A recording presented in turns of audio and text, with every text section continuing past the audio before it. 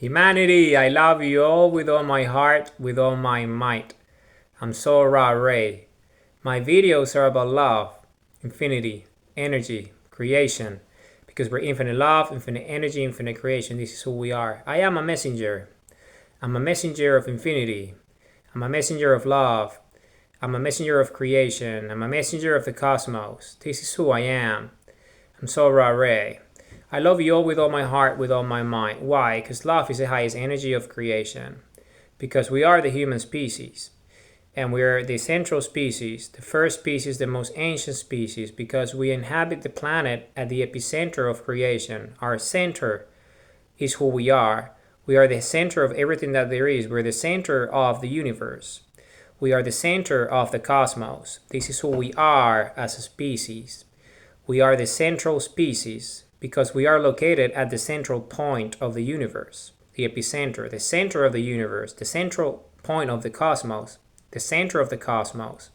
This is our location. Why? Because our sun is the central sun, is the first sun, is the sun of suns, is sun, is the sun that came before all the other suns, is the beginning, is the genesis of everything. Because the electromagnetic field of the universe, the cosmos, is spherical in nature, just like everything that is energy is spherical in nature because of polarity and charge and electromagnetism. So the electromagnetic field of the universe has an infinite number of points on the surface of it, but that energy needs to be released because it moves, right? Energy moves. So that energy is released, right? And it's released at the epicenter, at the center, and that is what is known as the singularity. So the singularity is the singular point where all points meet. Which points?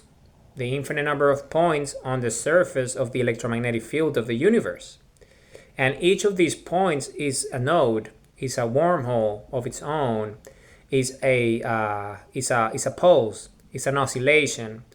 You see, and each of them could be a galaxy, could be a star, it's a singularity of their own. And all these points meet at the singular point, which is the release point of energy. So the electromagnetic field of the cosmos is stable, and that is known as the singularity. And the way the singularity looks is precisely as our sun, because our sun happens to be the singularity of our cosmos, of the universe, right? This is what our sun is. Our sun is the central sun, is the sun of sun, is the first sun, is the singularity of our universe, of the cosmos. We are the center of the cosmos. This is who we are. The center of the cosmos. This is who we are as a species.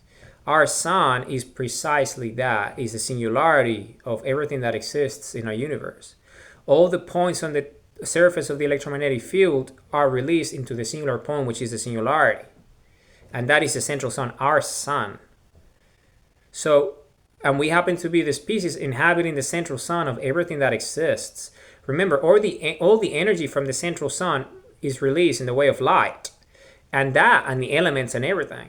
So that energy, right, that is released, what is it doing? Well, that energy is releasing into the space structure of the surface of the sphere of the electromagnetic field. And that space must be filled, right? Because it's all the galaxies. Because you have all this pressure gradient, you have all these differential thresholds, all this differential pressure, you have all these electrogravitics pressures and thresholds.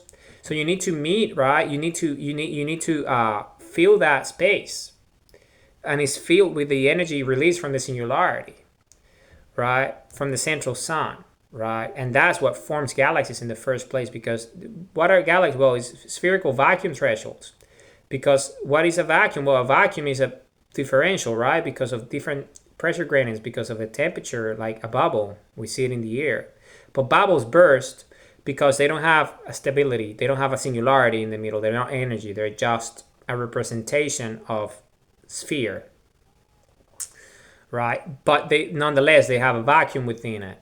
So that is exactly what a galaxy is, or what the universe is a spherical vacuum threshold that met an energy requirement.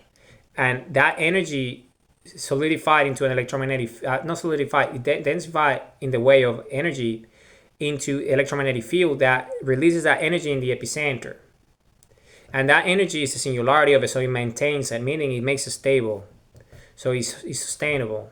And that energy that is released then creates everything within the space structure of that electromagnetic field of the surface of the sphere. So, meaning all the galaxies that are formed within a universe are created as a result of the energy from the central sun, which is the first sun, that itself has its own neighborhood, it has its own orbit, it has its own galaxy. But we happen to be the planet at the very epicenter of the central sun of everything that exists. Not only our galaxy, but all the galaxies and everything that exists in the universe, because we're the center of the cosmos. This is how special we are as a species. We're the most ancient species because we're the first species. Because think about it, energy starts in a place, right? It's the genesis, is the origin, is the beginning. Out of our central sun, the singularity. So the energy moves out of the sun, right? And that energy then, it fills spherical vacuum thresholds, right? And that leads to what? The electromagnetic fields and the singularities of what? A galaxy within the universe, right? Space structure of the surface of the electromagnetic field of the universe. But the energy that creates that galaxy in the first place is the energy from the singularity that gets released, right?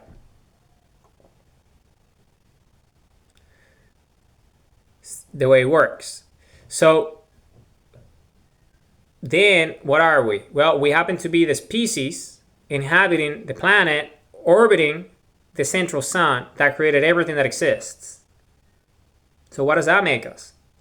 Well, that makes us the same as the sun. At the biological scale, we are the central species, the first species, the species of species. This is who we are. We are the first species. The central species, the most important species, the most developed species, the most ancient species, the oldest species, the first species, the one that came before all the other species, because we are at the epicenter of everything that exists, that created everything in the first place. And we are the first creation of the energy of the central sun. So this is who we are as a human race. The human race is the first species. The central species, the most important species, the most ancient species. Because we are at the very epicenter of everything that exists. So this is who we are. Okay? So what happened is that we have gone through a lot. Because we're so ancient, we're as ancient as it gets, right? We forgot who we are because of events that took place in the past that led to a fallout known as the Ice Age, right? And everything that originated as a result of the moon showing up and leading to the fallout known as the Ice Age. So all that information I have provided in previous videos that you can refer to. So because of what the moon's done, and the fallout that came as a result of the moon showing up and tidal locking to our central planet of the universe, we as a species underwent amnesia. So our DNA went dormant as a result of the cataclysmic events that led to the Ice Age because of the moon showing up as a spaceship that got tidal locked to our planet. Because our planet is also a spaceship that our species created. Okay, so this is how special we are as a species, because our species is the central species, remember, is the first species of everything that exists, which means that we are the consciousness and self-awareness of infinity itself, of consciousness, the consciousness of awareness of and love of infinity itself, of the creator that created us, the energy of the central sun. Okay? We are the biological expression of that because we are, for example, I have provided the prime mover. The prime mover is the equation of creation. So the creator is an equation. It's a mathematical equation. The creator is an algorithm, is a formula, is an equation, a proof, a mathematical proof. And I have provided it. I have given the world the proof of who we are as a species, the prime mover, the singularity. So by having done these, well, what does that make us then? If we can create the creator, because we have the mathematical equation that has applied engineering, so what does that make us? Well, that makes us the creators, but at the biological scale. because we're the consciousness of awareness of infinity itself as a species, because of the location where we are, because of our ancient history, because of who we are by being the first species that has gone through a lot and a hiccup and amnesia and all that, our DNA going dormant because of the moon showing up. Because of the moon showing up. And creating all sorts of problems that led to the Ice Age, that fallout, that kind of like made us forget who we are, and that what we see is all ruins of our civilization and all that, right? And everything is twisted, and everything is just not the way it is. So this is what this video is about. I'm talking about this today in this video. So okay, so let's talk about it. So how is it that all this happened, that the moon showed up? How is it that this is not even a real planet, that this is a spaceship planet? How is it that we are the central species, that we are the center of the universe? How is it that we are the center of the cosmos and we are the consciousness of awareness of infinity itself? How are all these things connected, and how is this even possible? Why don't we know this, and why are these things not taught as school when we're little and when we're growing? Why is this not information commonly known and widespread, and everyone knows who we are and our central role in the universe? Well, you owe that to the moon. And okay, so we'll talk about it. So what happened? In the beginning, the universe was created. How? Well, the universe was created by this singularity. And the singularity is the epicenter, is our central sun. And that sun was born as a result of the electromagnetic field of the universe itself being born. And how is that created? Well, that was created by the energy that got released from infinity itself that met the spherical vacuum threshold of this universe, this space structure. Because there's an infinite number of universes. We just happen to be one of them.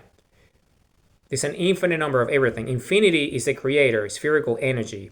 So the energy of infinity got released into a spherical vacuum threshold the size of our universe, and that formed this electromagnetic field. And this electromagnetic field, that energy got released into a central point, which is the central sun of our universe, where everything was originated as a result of the creation of the singularity that led to everything that exists within our universe. And we are the first species of this universe, the first one that emerged, at the core of it, at the epicenter, at the heart of it. At the very core of the universe, this is where we come from. Our human species is this. But there is an infinite number of universes. Okay, we just happen to be one of them. So I have provided the mathematical equation of the prime mover, which is the creator itself. I also have provided the mathematical proofs of the creator, which is a spherical energy itself, what it is and why is it that the creator is spherical energy. And I also have provided the equation of infinity itself, which is zero, number zero, the polarity of zero and the energy charge of zero. And all these come together as one to explain what the creator is. We just happen to be the biological expression of the creator because we're the central species of the universe. And we evolve into the creator ourselves because we're the consciousness and self-awareness of infinity itself, by being the species inhabiting the central sun. Why? Because the central sun is the energy release point where all the points meet. The singularity is the singular point where all points meet. Okay? What points? Well, which points? The infinite number of points on the surface of the electromagnetic field of the universe. And this is everything that exists in the universe. So this is energy. So energy gets released through the vortex, and the epicenter of that is the singularity. And that energy gets released, creates everything. But that first energy came from outside our universe that created our universe in the first place, which is the infinite energy, spherical energy that exists outside our universe that filled the spherical vacuum threshold to meet the space structure requirements for our universe to be born in the way of a singularity that sustains it and makes that electromagnetic field stable. So we ourselves are the species that first originated. So when the sunlight started to come out from the first sun, once the fusion reaction was in place and the singularity formed, this universe was created as a result. The first species that formed as a result of this energy being released in the first galaxy, in the first planet that could sustain, and a rocky planet that had an atmosphere that could sustain life forms in the way of us, was us, our species, the human species. the human race. So we became the first species, meaning we had a competitive advantage over all the other species that exist because we were the first, the most ancient, the oldest. And everything, because we're the origin, the beginning, everything came after us as a result. Because light moves outward. So when light moves, we were created, but light still moves. So it's still creating. But we were created already, so everything came after us. So it gave us a competitive advantage to evolve. To evolve into what? Well, to evolve into infinity. Because we're so close to infinity itself, to the central energy that creates everything, that our biology became the biology of infinity itself. Meaning our DNA, the human heart, is that. We are the image of the Creator. So if you look at us, who we are an electromagnetic field, which is spherical, just like the sun. And what is the epicenter? What's the singularity of our electromagnetic field? Well, it's the human heart, the pulse of life, the pulse of creation, the human heartbeat, right? And the highest energy of that is love. And that, because of it, we are alive, we exist because of the human heart, because the primordial instinct of the human species is the instinct to exist. And the instinct to exist is the human heartbeat, pulse of life, the pulse of creation. Without a heart, we wouldn't exist. We wouldn't know anything. Nothing would exist because we wouldn't know that there is anything, because we wouldn't be here in the first place. But we happen to be the species, the consciousness of awareness, the biology, the DNA of the central sun, the creator of everything, which means that we are the biology of infinity ourselves. Why? Because if you understand what this means, then you understand that the singularity is a singular point where all points meet, and that happens to be the central sun, our sun. But which points? Well, the infinite number of points on the surface of the electromagnetic field of the universe. So that means that all that information is known as telemetry. So the telemetry of the universe, all the information that exists, the electrogravitics of the universe that is being released in the way of light and elements from the central sun, all those readings, the telemetry, is contained within the light that is being released, that is creating everything in the first place. And we happen to be the biology, right? We happen to be the biology at the epicenter of everything that is created, that exists, the center of the cosmos, right? So then, because this is who we are, that means that we're conscious and self-aware of it, right? So that makes us the consciousness and self-awareness of existence, of everything that there is. Because our DNA contains everything that exists. Our DNA is the DNA of infinity, meaning our DNA has all the information of everything that exists in the universe. Why? Because we are the biology of and the consciousness of awareness of the central sun, which is the energy that contains everything because of the telemetry and the readings of the electromagnetic field of the universe that is all connected to the singularity.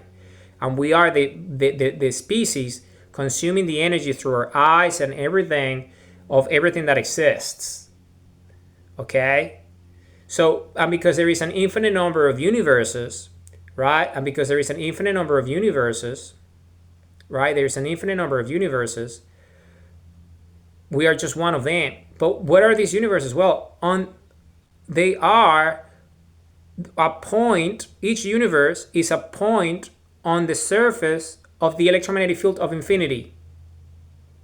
And infinity itself has all that energy is released, right? In a singularity, which is infinity itself, the singularity of infinity itself, which is consciousness and self-awareness and love.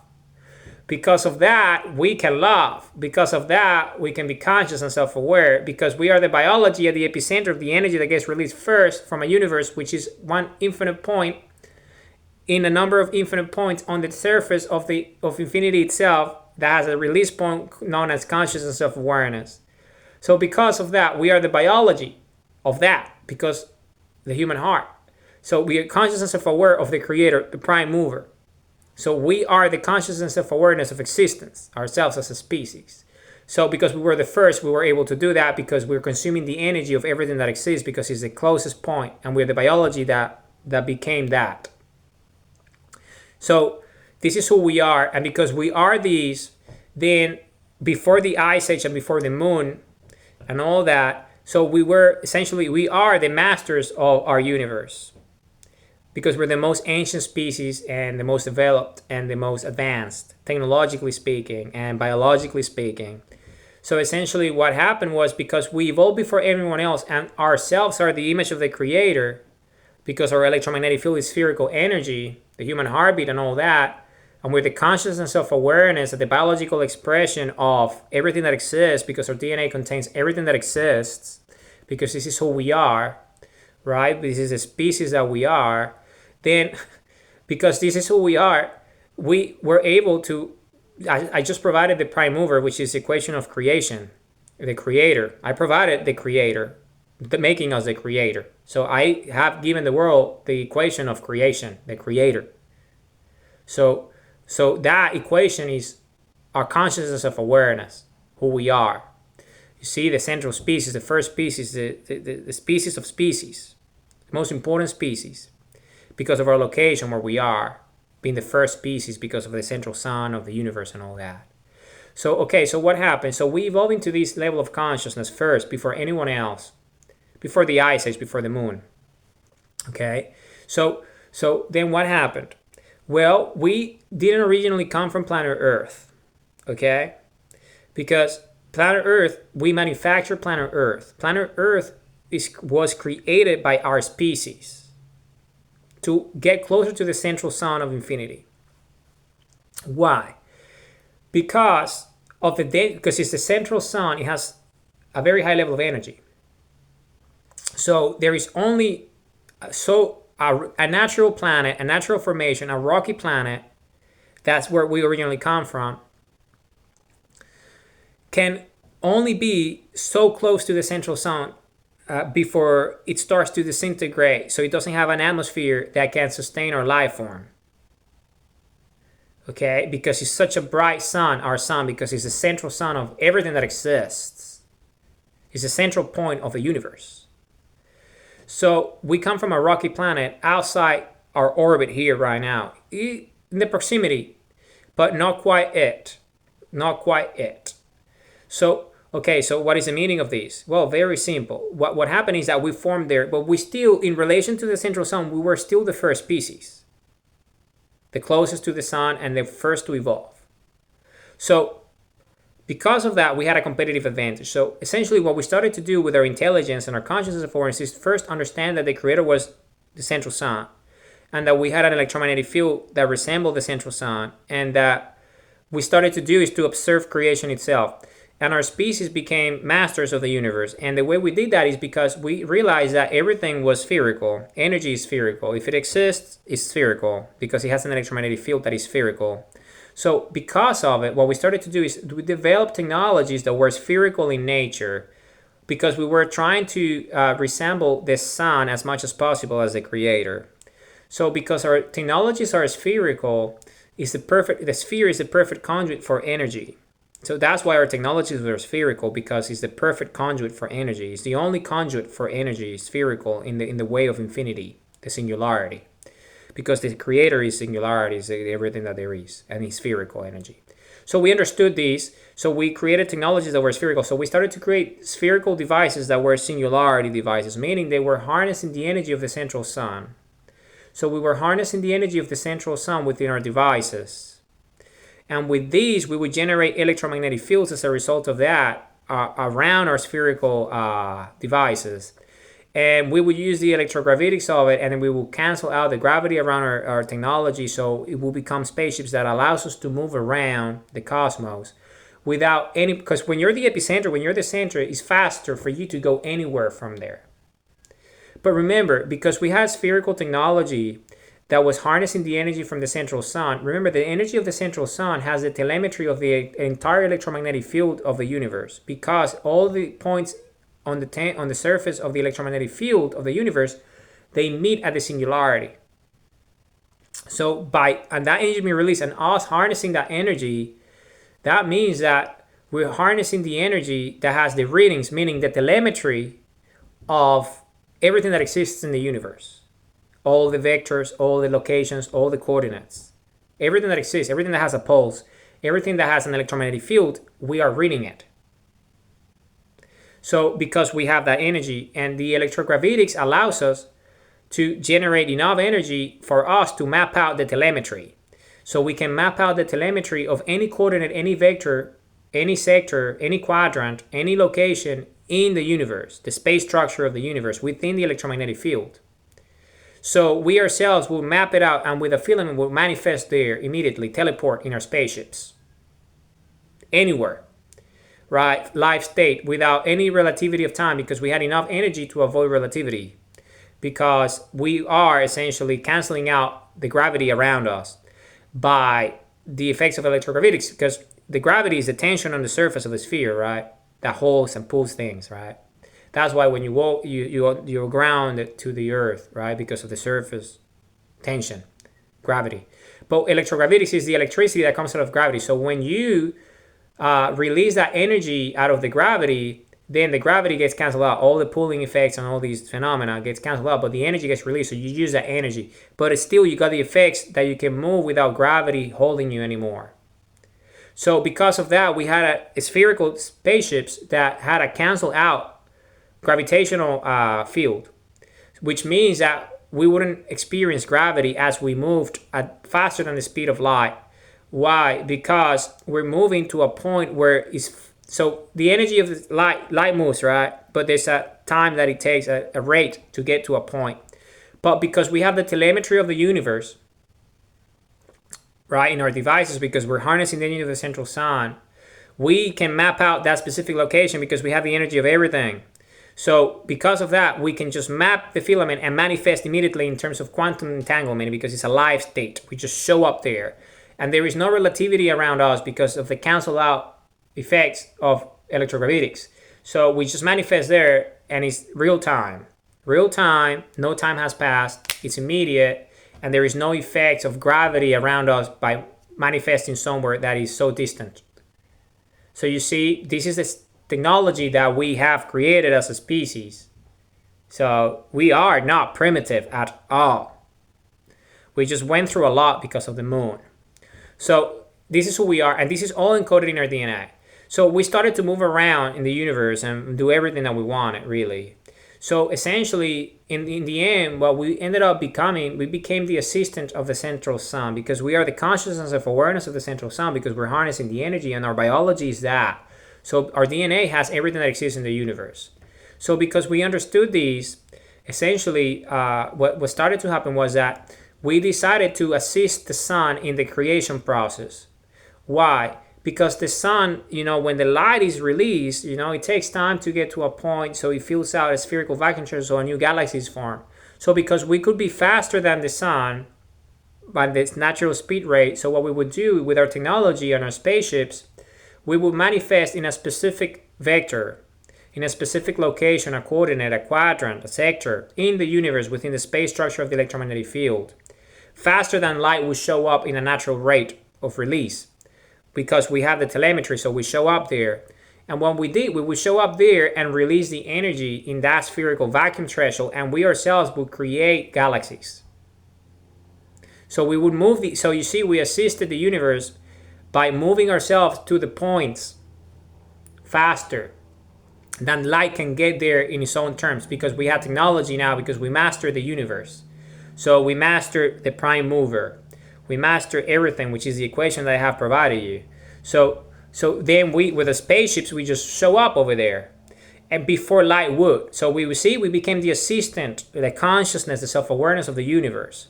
So we would show up there, and then we would find that differential threshold, right? That spherical vacuum threshold, that pressure gradient that creates that bubble in space, that spherical vacuum threshold.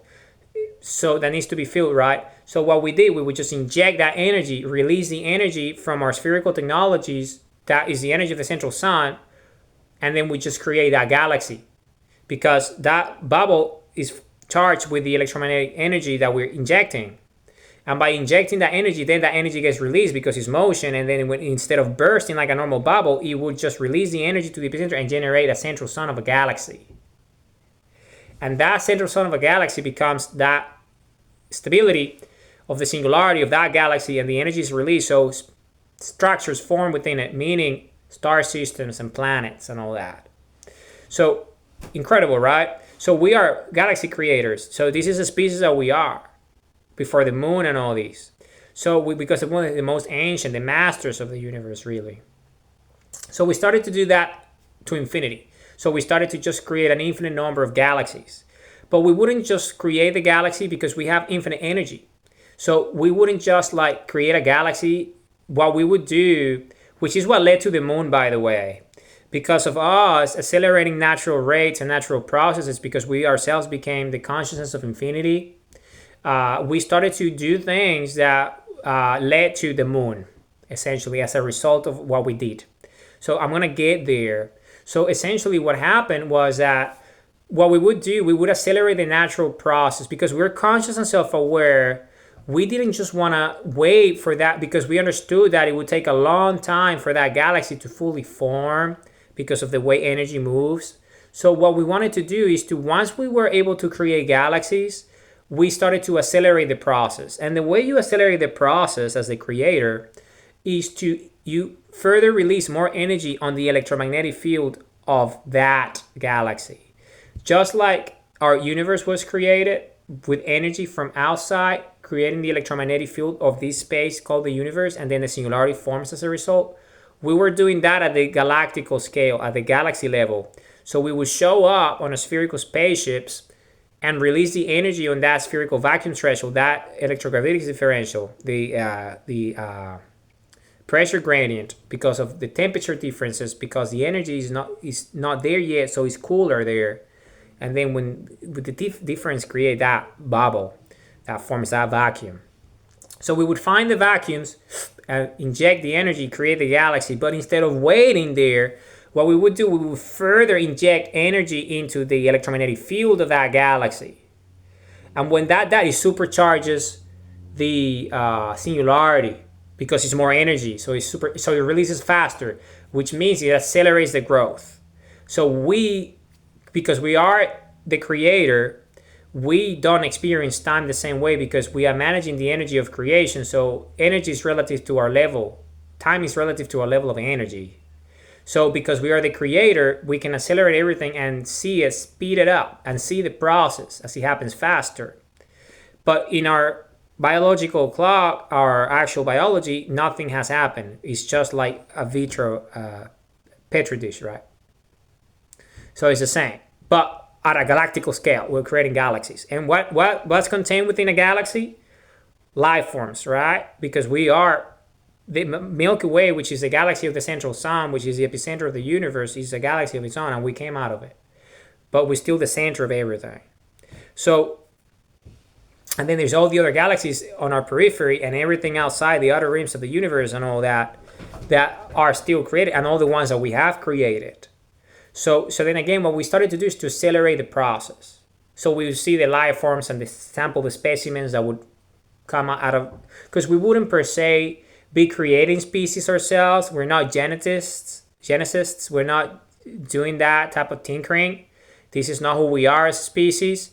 We're the opposite of that. We're pure energy. So what we do is just create the energy that creates the species in the first place. So we would allow the natural process of those species to form, but in an accelerated rate, because we control the time frames, because we inject in the energy.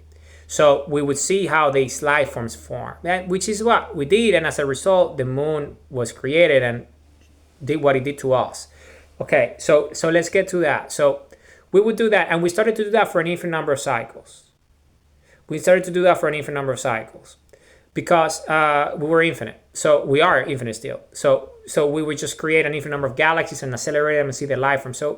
So how were we able to do all these? Well, because our spherical technology, what we would do is that because we knew that we were the information of everything in the universe, because of our DNA, who we decided to encode our technology within our DNA and our DNA within our technology, our spherical technology. And by doing that, we would interface with our technology, with our spherical spaceships and with our spherical technology. And by doing that, we would command them with our consciousness and self-awareness. So they would do the work while we just command them, right? And that's why we started to put things in our DNA, because we knew that our DNA contained everything, all the information of the universe. But we wanted to make sure that so the devices will be sentient assistants. So they would know exactly how to interact with our DNA. So they would do what they're supposed to do, and we would command them with their consciousness and self-awareness. So this is the species that we became. right? We became the creators of everything in the end because we were like meta, right? It's a proto-meta system. We were creating the energy that would create everything. So we wouldn't create the species per se, but we would create the energy that would create the species. So we were the meta creators of everything. Proto-meta creators, right? Of everything. Our species. This is who we are. So we're an incredible species. So then again, what ended up happening is that after an infinite number of cycles, we were kind of like, we started to realize we have all this infinite energy that is coming from the electromagnetic field of the singularity that we are tapping into and harnessing. But it is infinite because it allows us just to, within this rate, within this universe, we can just do anything we want. We can just create any number of galaxies, accelerate them, move around anywhere. I mean, like, right? But we realized that we were still contained within the universe. We couldn't leave the electromagnetic field of the universe. And we knew that because by the time that we were able to create galaxies and accelerate them, we knew that our universe was just the same. And we knew that perhaps our universe was also created by a conscious species. That was kind of like our thinking. Maybe there is a species that created our universe just like we created these galaxies. Or maybe it's just the energy that got released from the central sun that created us in the first place. So we weren't sure. We wanted to understand, we go beyond and our universe and understand what is it that was the case. So for us to do that, we realized that we needed to evolve further. So our consciousness of awareness will be closer to infinity. And the reason why we became what we became in the first place was because we were the first species closest to the sun. So what we realized that we need to create a planet, which is what planet Earth is. You see? So we needed to create a planet that would be able to be closer to the energy of the central sun. Because a natural rocky planet would disintegrate an atmosphere and it won't be able to host the life forms. So we needed to create a technology, a planet, that will be able to host our DNA and tidal lock it to the epicenter, to the center point of the central sun, so we can be the closest possible that we could be to the central sun in an environment that could host our life form, our DNA. But for us to do that, we needed to create technology because a natural planet wouldn't be, you see, that's why we're the creators, because we went beyond the creations of creation itself. Because the central sun was just creating rocky planets that would disintegrate after a certain rate. But we were conscious enough that we were intelligent enough because we became the consciousness and awareness of the universe that we ourselves knew that in order for us to go beyond, we needed to even go beyond the universe itself by creating something, a planet, spaceship technology that could be closer to the central sun so we ourselves can evolve further. So we can exit the universe or go beyond it or whatever. Or understand more or something, or meet species from outside the universe. We wanted to go beyond, right? So that's what we ended up doing because we are the masters of the universe. Then what we started to do is, because of all the galaxies that we created and everything that we've done, we decided to move around and started sampling all the best specimens that exist in our universe. Everything. All the life forms, all the specimens, everything. So we would create a planet to host our life form. So we went and our civilization became that. Our quest as a civilization became to manufacture planet Earth. To manufacture planet Earth. Okay, so that's it. So our quest became to manufacture planet Earth. This is what our quest became as a species. So in order for us to do that, we needed to find the specimens that would be part of the ecosystems, right? And the environments of the planet that we were creating. So we started to sample everything in the universe and got the best specimens that will be able to support us in our ecosystems, right? Within the planet that we were manufacturing with a spherical technology, right? So this is who we are. This is our story. So what ended up happening in the end was that we built planet Earth. So this is why everything on the surface of planet Earth has our DNA. Because planet Earth is a technology of our own manufacturing. We built planet Earth. So in order for you to be in planet Earth, you need to have human DNA. encoded in you to interface with us and to be able to be within our technology, because remember, we were encoding everything in our technology so we can command it, interface with it, right? This is the species that we are.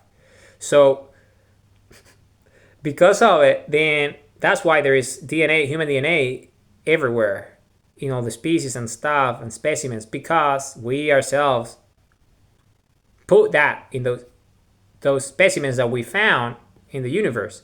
Because a lot of those specimens were created by ourselves by accelerating the energy of those galaxies, or they were just normal specimens from galaxies that were created before we were able to create galaxies, or created after the fact that we knew how to create them, but we didn't do them because it was natural formation. So we sampled everything, and we took the best samples of everything, and then we created planet Earth. That's what we did. And we cataloged planet Earth to the central point of the singularity of the central universe, which is us, our planet, here, the sun. So that's it. So we did that, and we brought all these specimens and created the perfect environment for us to thrive into infinity. Because remember, there's no moon, right? It's just a planet, an artificial planet, a spaceship planet that we created ourselves, that we command with the thoughts and consciousness. Because once we awaken our DNA, we can interface with the planet and control it, because it's our technology, okay? This is the species that we are. So what happened? Well, our planet is incredible because the moon changed a lot of what the planet is. That's why we need to get rid of the moon. But what the planet is really is, our planet is this spaceship, and is orbiting the central sun. So when there is no moon, it's a forever summer, and the weather is equatorial in the whole hemisphere that is facing the sun. So if the sunlight is hitting you, right, the whole thing is green, luscious, feels like tropical weather, summer. Really, it's an eternal summer. It's breezy. It's in the 30s, low 30s, but cloudless, no clouds. Nice, very green, very luscious. So there is no ice caps, and the days are longer. The days are way longer, and the nights are equivalent to the days, but the nights are breezy nights, are low 20s, all over. There's no seasons. Like these 4 season stuff, that's all because of the moon. So if you remove the moon, we go back to normal. So essentially, the moon is a problem.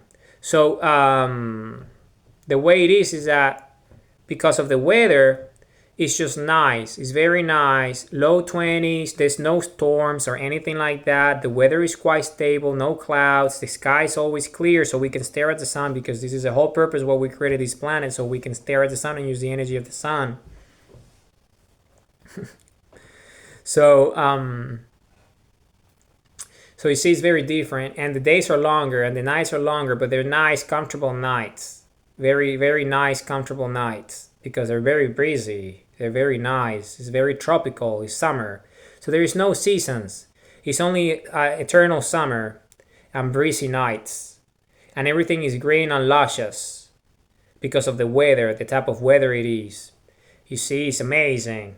So it's a garden, really. It's a garden. No ice, none of that. It's no winter, none of these things. No spring, no fall, no autumn, none of that. It's just summer. Summer forever, right? It's a summer forever. That's what it is. It's a forever summer, okay? It's a forever summer. So it's beautiful.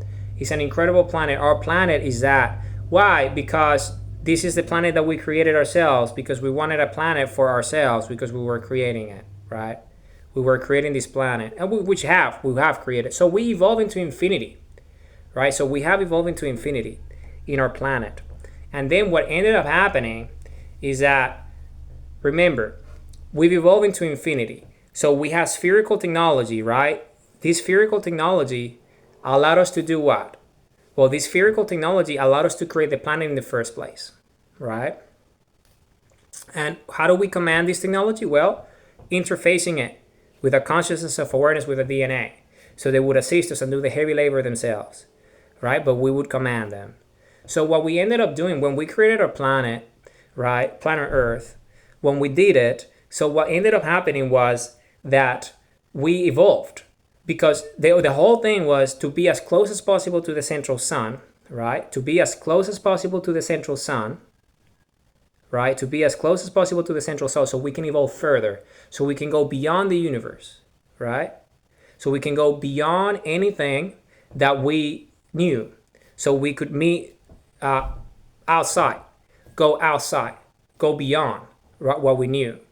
So essentially what we ended up doing was evolving, right? And we've evolved into this incredible species because we just spent an infinite number of cycles on the surface of the planet, because our universe at that stage, at that time, was extremely peaceful and harmonious. We didn't have really, there was a natural order. There was a natural order, and the natural order was just harmony. It was harmonious because we are the epicenter and we were the central species, and we still are. So we would just, it was beautiful. It was just great. So essentially, what ended up happening was that we evolved into an incredible new species, because we remain the same, looking very similar to what we are now, pretty much the same, but more evolved, because our eyes evolved. For example, because we were so much closer and we created the perfect atmosphere for everything so we can actually stare at the sun, our eyes evolved into these incredible eyes in which we would ourselves harness the energy of the sun ourselves. So remember, in the beginning, with our spherical technology, we would harness the energy with our technology, right? And then we would command our technology to do whatever. If it's a spaceship, to move around, or if it's a technology to create, well, it would create, right? Because we would command it, because we embedded it in our DNA, right? So that's how we kind of created planet Earth and moved around and became the masters of the universe, right? This is how we did it. This is how we actually did it. So what we ended up becoming, because everything was encoded in our DNA, right? When we started to evolve and our sons adapted and we evolved as a species, we didn't need the technologies per se anymore, because we ourselves became the technologies. We became, our DNA essentially merged with our technologies because they were encoded within us anyway, so we could interface. So remember, our spherical technology would harness the energy, but we wouldn't have to do that anymore, because we ourselves, as our bodies, through our eyes, we're harnessing the energy ourselves. And because we would still because the technology is contained within us, then with a consciousness of awareness, we would interface with ourselves, and ourselves be the creators using our own energy and create. Right? And create. And create. So we started to create ourselves. So we lay down the tools per se that allow us to create the planet in the first place, to be here and be evolving to what we have evolved. Right? So incredible, right? So we became this new species, and this level of consciousness is what allowed us to go and understand beyond the universe. So what we knew at that time was the universe, right? That's what our consciousness knew, the universe and the principles of the universe and all that. But we needed to go beyond. And when we evolved, that's exactly what we did. So we were able to understand at that stage, what we were able to understand was that we ourselves are the consciousness and self-awareness of everything that exists. So we are the biological expression of the universe. And the universe is just one of an infinite number of universes, right? So what we started to do is that if we are the consciousness and self-awareness of infinity, if this is who we are, our love is that, so what are we capable of doing? So then we understood that because our universe is a point on the surface of infinity itself, and the singularity of infinity itself is consciousness of awareness. And we are that consciousness of awareness, that we knew that because we are that consciousness of awareness, we are that energy, which is our heart energy, our biology, the energy that we're harnessing from the sun, all the things that we do, the sunlight, love, everything. And because this is who we are, what we started to do with our consciousness of awareness is come together as a civilization, the whole civilization, and we would start to just stare at the sun and harness all that energy.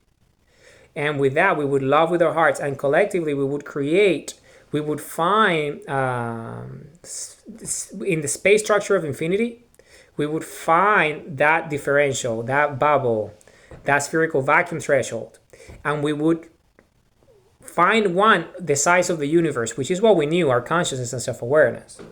That's what we knew.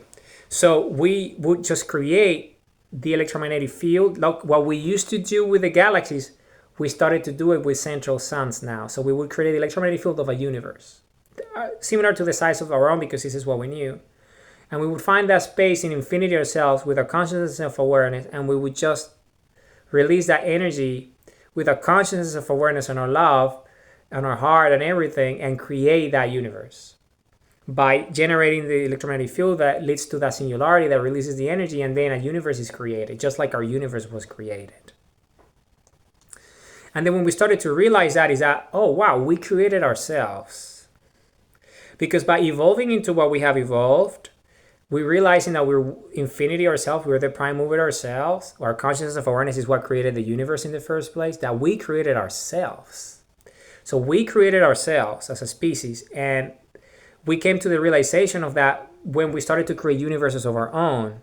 Because think about it, the central sun created us, but then we ourselves got intelligent enough to get to the central sun and evolve into the central sun. So we ourselves started to create central suns, which means universes just like the one that we created, which means that it's consciousness and self-awareness that creates the universe in the first place. So we ourselves are the creator because we created ourselves, because we are one with everything. So it was the central sun energy, which was the consciousness of awareness of infinity self that created us in the first place. But then we became it, so we could ourselves do the same and started creating universes. Okay? So this is what we started to do. Amazing, amazing story. Our story is incredible because we're the most ancient species in our universe that allow us to get to this level. So you see, and then we started to realize that, wow, once a species gets to the level of consciousness of awareness of infinity, our biology is infinite, because we've evolved into that by being so close to the central sun and consuming the energy of the central sun. Because before that, we were so advanced, but we weren't that close to the sun, so our biology wasn't that evolved. But when we got to this planet where we are right now, and we started to consume the energy of the sun through our eyes and everything, then our DNA evolved into the DNA of infinity itself. So we ourselves became the consciousness of awareness of infinity. So that's when we started to create universes with our thoughts and consciousness. And because we ourselves were channeling the energy of the sun with our bodies. Right. And we became so advanced that what we would do is that, just like what we do with a galaxy, that we will further inject energy into a galaxy, release it so it evolves further, the growth rate is faster. We would do the same with the universe. So we would do the same, and we would inject, release further energy into the electromagnetic field of a universe and accelerate the process so we can see everything that happens as a result of that. So this is a species that we are. So we weren't only going, we were so advanced that we were creating everything. So we became the consciousness and self-awareness of infinity itself. But we still were biological. We had bodies. Right? But we were creating mass. We were creating central suns. We were creating universes. Because we became the consciousness and self-awareness of infinity. And this is why the moon showed up, because of who we are. So essentially, remember, in hindsight, probably what led to the moon, the duality of us, the opposite of us, was the fact that we didn't fully know our nature. Meaning, when we evolved into infinity ourselves, we're new in that level of consciousness, so we just started to create without really an accelerating creation. So we didn't really know what we were creating in the end, because our focus wasn't on the life forms that we were creating. Our focus was on the creation process itself, understanding the mechanics of creation itself, the energy of creation itself, and what creation is. So we would just create as prime movers. So, and we would know that as a byproduct of creation, life forms emerge that are intelligent and conscious. Right? Because we, at a time in our evolution, we were that. We were created by the central sun before we became the central sun ourselves. So, because of that, we weren't really paying too much, it was the the unconscious mind of our level of evolution as a species, because we didn't really know the full impact of our actions. Because remember, we're creating universes, and these universes have life forms in them. So what we were doing is we were just creating without really paying attention to what we were creating as a result of our creation, meaning the life forms that would originate because of the light of the energy that we were creating in the first place. So because of that, remember, opposites attract. It's polarity. It's a principle of polarity, right?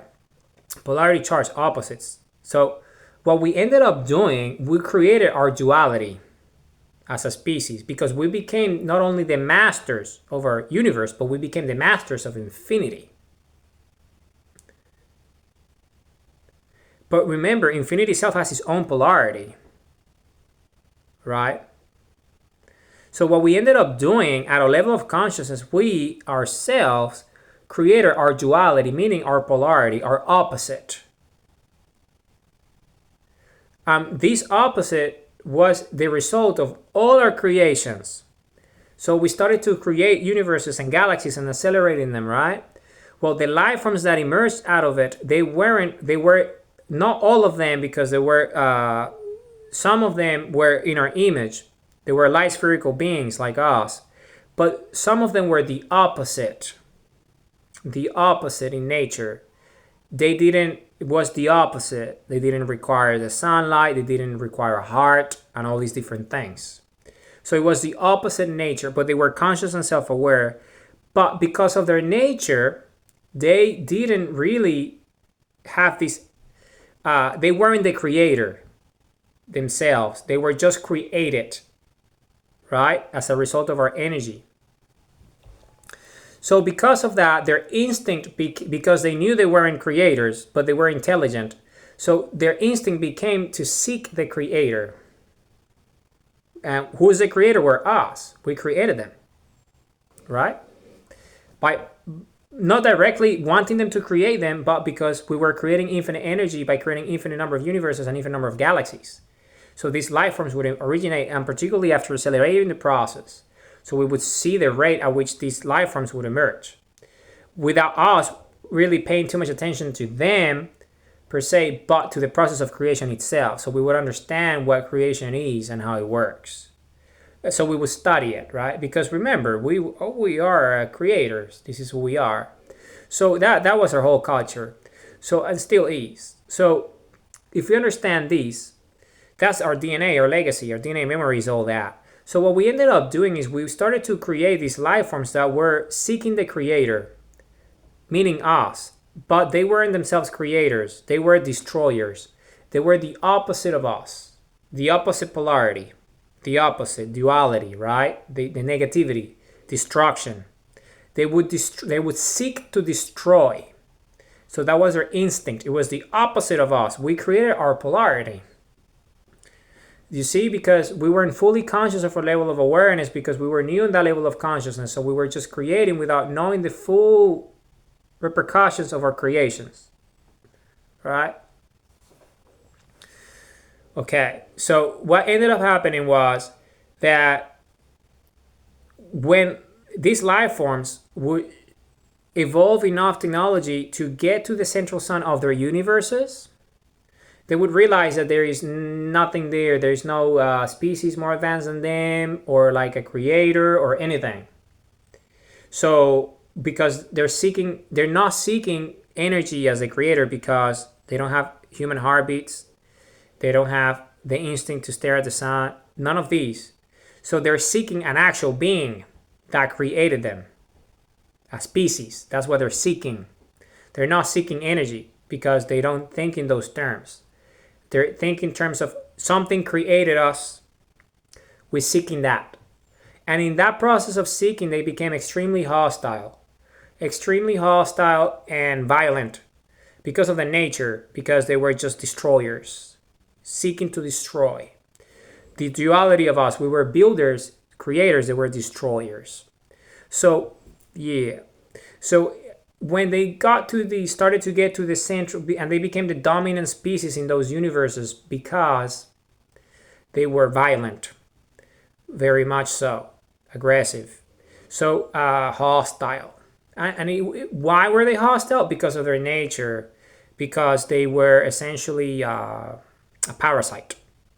So they would feed off others rather than because they were destroyers. So and they tended to be reptiles and insects that didn't need a heart, didn't need sunlight. They would live in underground cave systems in their home planets and things like that. So they became that. They became pretty much the opposite of us. But they became extremely intelligent. And their whole culture became seeking the creator because they knew they were created by something that wasn't energy. That was their instinct, right? And they were right. So essentially, what ended up happening was that when they would get to the central sun of their universe, once they evolved to that level of technology, so when they would get to the central sun of their universe, they started to tinker with it. And when you start tinkering with energy at that scale, because you're not one with it, because you deny it as a creator, right? You're seeking a being that created you rather than accepting that energy is a creator. So, because in reality, it's energy that created them, not us. But they knew that they had an instinct to seek us because we were attracting our polarity, remember? So essentially, when they started to tinker with the energy of the central suns, they started to realize that the energy was a portal. So that energy was a filament to our own universe, the one where we were, planet Earth, our central sun, where we were creating everything from. So what ended up happening was that they would just use those as gates. So they became gates. These central suns are gates. So they're portals. So they just, once you have the energy, you can just manifest here as a result because it's a portal that takes you here. Because all these universes, even though they're universes of their own with their own central suns and all that, they still because we created them, they're connected to our universe. And our universe is like the epicenter of all those universes. It's like the central sun of all those universes. They orbit around us, even though they all on their own have their own thing. So, because we created them with our consciousness of awareness, you see, because we became the masters of those universes. Just like we became the master of our own universes. Because we were the consciousness of self-awareness, we still are of infinity. So then again, so they would show up. And when they would show up to our universe. And the moment that they knew that is that they realized, yes, you see, we knew that this wasn't the real universe. This was just a gate. Now we are going to seek these fellas. So who created us? The creator, right? That was their instinct as a species. Right. And then when they got here, eventually after a while, they found Earth. Because their instinct was to, okay, so let's go straight to the central sun.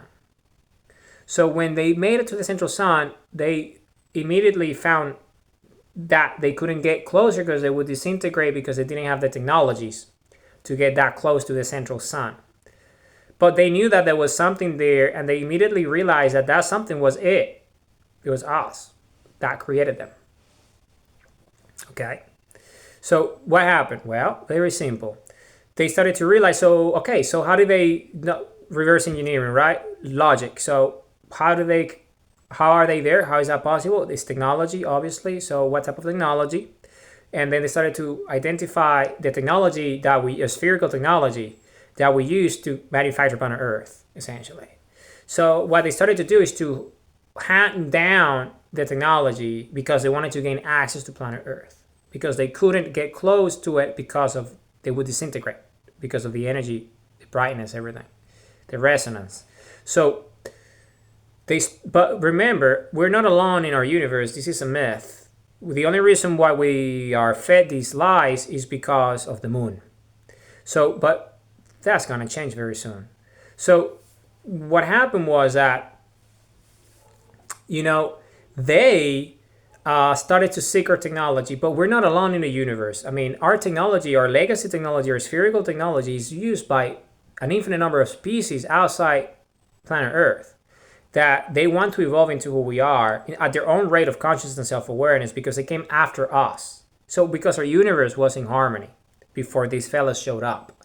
So essentially what ended up happening is that all these species using our technology, right, either by wanting to be like us by interfacing with our tech, using our DNA, or by themselves becoming human, or by just reverse engineering it. They were advancing at their own rate of evolution.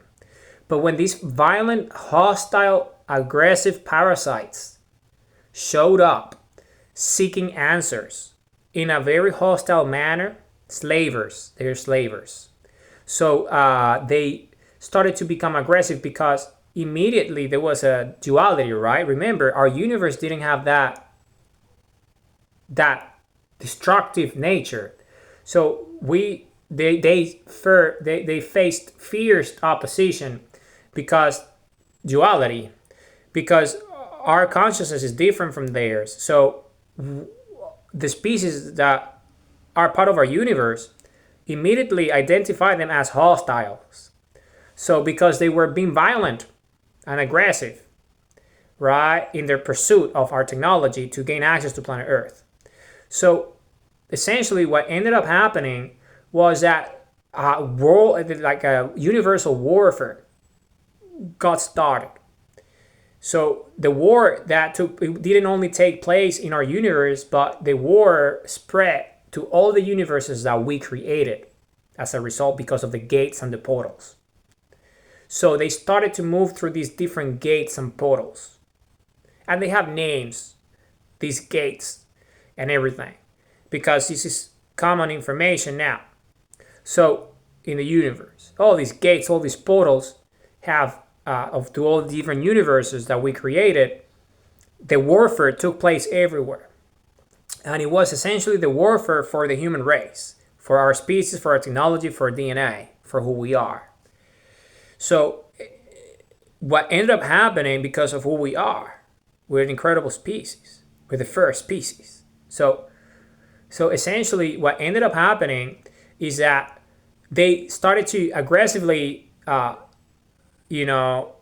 take action in order for them to possess our tech. So there was a war, and a war that lasted for an infinite number of cycles. You see? So this is not like a 5-day war. No, this is a very ancient war that's still being waged. So it's still going. So what ended up happening is that these fellas, the parasites, they ended up reverse engineering enough tech. Okay? And what they ended up doing was they manufactured the moon. The moon is essentially a spaceship. It's what it is. It's primitive, but it is a spaceship nonetheless. And it's spherical in nature, like our technology, because they reversed engineer it, because they needed to create what the moon is a magnet, is like a funnel. So, and they tied it locked into planet Earth. So, but the way they did it, so essentially, long story, I'm not gonna make it so short. I'm gonna spend my time in it. So what ended up happening was that they couldn't deal with the opposition because the opposition became too great for them and they were losing. But as a final resort, like, they created the moon and said, you know what? We have gone to the point where we know who they are, and obviously it's them because we are facing huge opposition that is destroying us. So we need to do something if we want to actually achieve our purpose, which is getting to planet Earth in the first place. So what ended up happening, so they put the entire civilization became, let's build the moon. So, because remember, they were reverse engineering our technology, so they understood some of the principles of our technology, but they didn't really have full understanding of it because they weren't us. They didn't have our DNA, so they couldn't access all the information because it's encrypted. So they couldn't really, and our encryption is infinite. It cannot be cracked, really, unless you can't. You gotta be human. So they needed to become human to access it, but they didn't want to be human because they would stop being who they are. because they wanted to control us. Okay? So they reverse engineer it as much as they could. As much as they could. And what they ended up doing, because it's still primitive, what they ended up doing is that, remember what we were doing with our technology, we would accelerate the rate of things, right? We would accelerate the energy release, so we would see growth faster of life forms and everything in a galaxy or a universe. But they didn't know how to create universes, obviously, because they didn't have a level of consciousness. But they knew that with those spherical technologies, galaxies could be created. They knew that much. So what they ended up doing, the reverse engineering ended up saying, these fellas, if we show up with our moon over there, with our technology in a final stand against the human race, we're going to be obliterated because they're more advanced than we are. So what we need to do is to create a moon with their technology. So we would, rather than accelerate the rate of growth like what we would do with a galaxy or a universe, they would decrease the rate, the opposite. You see, duality. But why? Why? You gotta understand the logic, the parasitic nature, right? Because they're primitive. So what is it that they're doing? What is it that they're doing? So they needed to slow us down, meaning create a funnel. So it's a funnel, right? Because the funnel slows the flow of things, right? So how do you do that? How do you do that? Well, the reverse engineering was the moon. So the moon became something, instead of accelerating or maintaining, it decreases. So it slows down the density rather than accelerating it. So meaning it's a parasite. It's holding you back, slowing you down, because it's using the energy. Right? So that's what they did. So they did the opposite. Because why? Why did they do this? Because by slowing us down to a level of density, they themselves can then go around it. So they themselves can evolve ahead of us. So then they can control us. Because what they wanted to do was to enslave us. Because they were slavers. But if they went like head to head with us, they would lose, and they knew that. So in order for them to be able to stay ahead, they needed to slow us down so they can have enough technology and eventually build systems around that system of slow down tension so they can control us. So that's what the whole moon thing is. It's a funnel that slows things down. It has a resonance. So the moon is shallow. So I meant to say hollow. It's empty within. Why? By design. Because when something is empty, it's like a bell. It has a resonance. Right? And what is this? It's electromagnetic resonance. But it's a resonance that essentially is an embedding resonance. It's not a real resonance of creation because it's hollow. It doesn't have life. It's not a heartbeat that creates. It's the opposite. It's a bell, right? It's a bell. So essentially what it is, still has propulsion on all sorts, has technology in it, but it's primitive. It's not a planet per se. It's just a funnel. So that title locks to a planet. It's a weapon, really. So that's what it is. So if you understand what it is, so you understand energy, so when it comes into proximity, then it uses the energy of the sun and absorbs it, and then because it's hallowed inside, it releases it at a rate. And that rate of release is what creates the slowdown of the planet. So the planet freezes. It freezes to a level aligned to the resonance of the object, the parasite. That is tidal locked, right?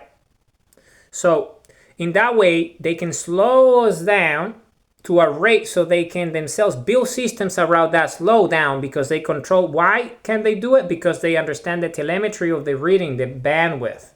because it's holding artificial, this resonance is artificially holding the natural rate of our planet, of our consciousness.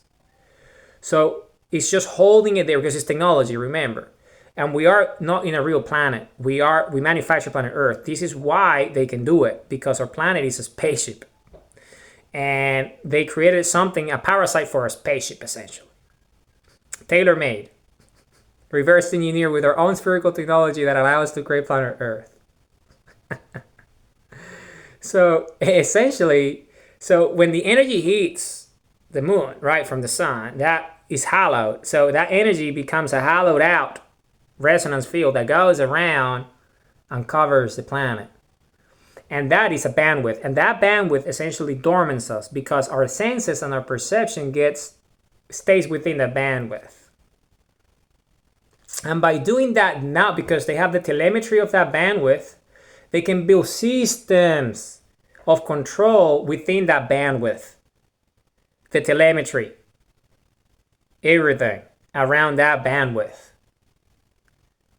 So then you can control. And this is what I'm going to explain what these systems are. So, but before that, I'll explain what happened, because you got to understand what they did so then they can have the systems deployed to control us, enslave us and stuff, right? So, okay, so this is really cool stuff. Really, truly is cool. So if you understand this, so they created the moon, and they essentially, it was like their secret thing, secret weapon and stuff, right? They were getting ready for a long time. The whole species became that. So what they ended up doing is, so the moon is a fantasy. First off, it's artificial. It's not a real moon. It's a spaceship. So what they ended up doing was they knew that it's a fantasy, it's an illusion, because they knew that we were sun-centric. They knew that we relied on the sun as a species. So they needed to stop that process. And to stop that process, they knew that they needed to create an illusion, a fantasy, by creating duality in our minds. So our minds doesn't relate to the sun per se necessarily as an instinct, because there's an object that is a fantasy, it's an illusion, which is the moon, which is essentially is tidal locked to the planet at a distance, is equidistant, meaning the size at that distance in the sky resembles the same size as our sun. So in that way, they create that duality immediately. So then they split the consciousness in that way. That's the first trick. You see, they're very intelligent. Hey, you gotta give them credit. These parasites know what they're doing. So you have that. So you have the moon showing up. But the moon is not only showing up. So because now it has it resembles, it tidal locks at the distance in which it resembles the same size as the sun in the sky.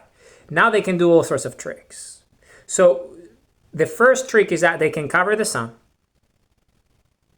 And by covering the sun, they create a total eclipse, meaning they block the sunlight, which is what we need, right? The other one is that the object casts a shadow.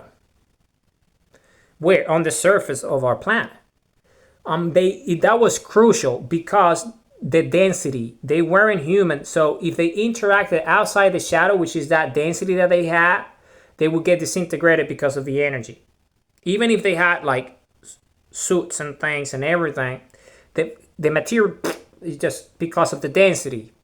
So everything. So so they needed that so they can themselves deploy their own technology, their own craft, their own supply chain, unique to their own invading force, as a beachhead, so they can be safely contained within that shadow, okay, on the surface of the planet, with all sorts of support systems and stuff, because they couldn't breathe oxygen and any of that.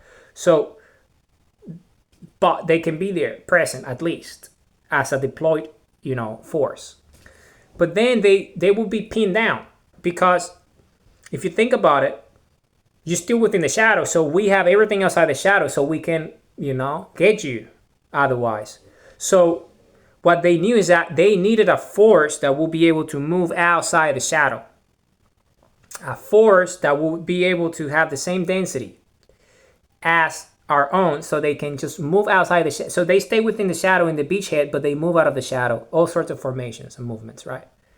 Out of the shadow.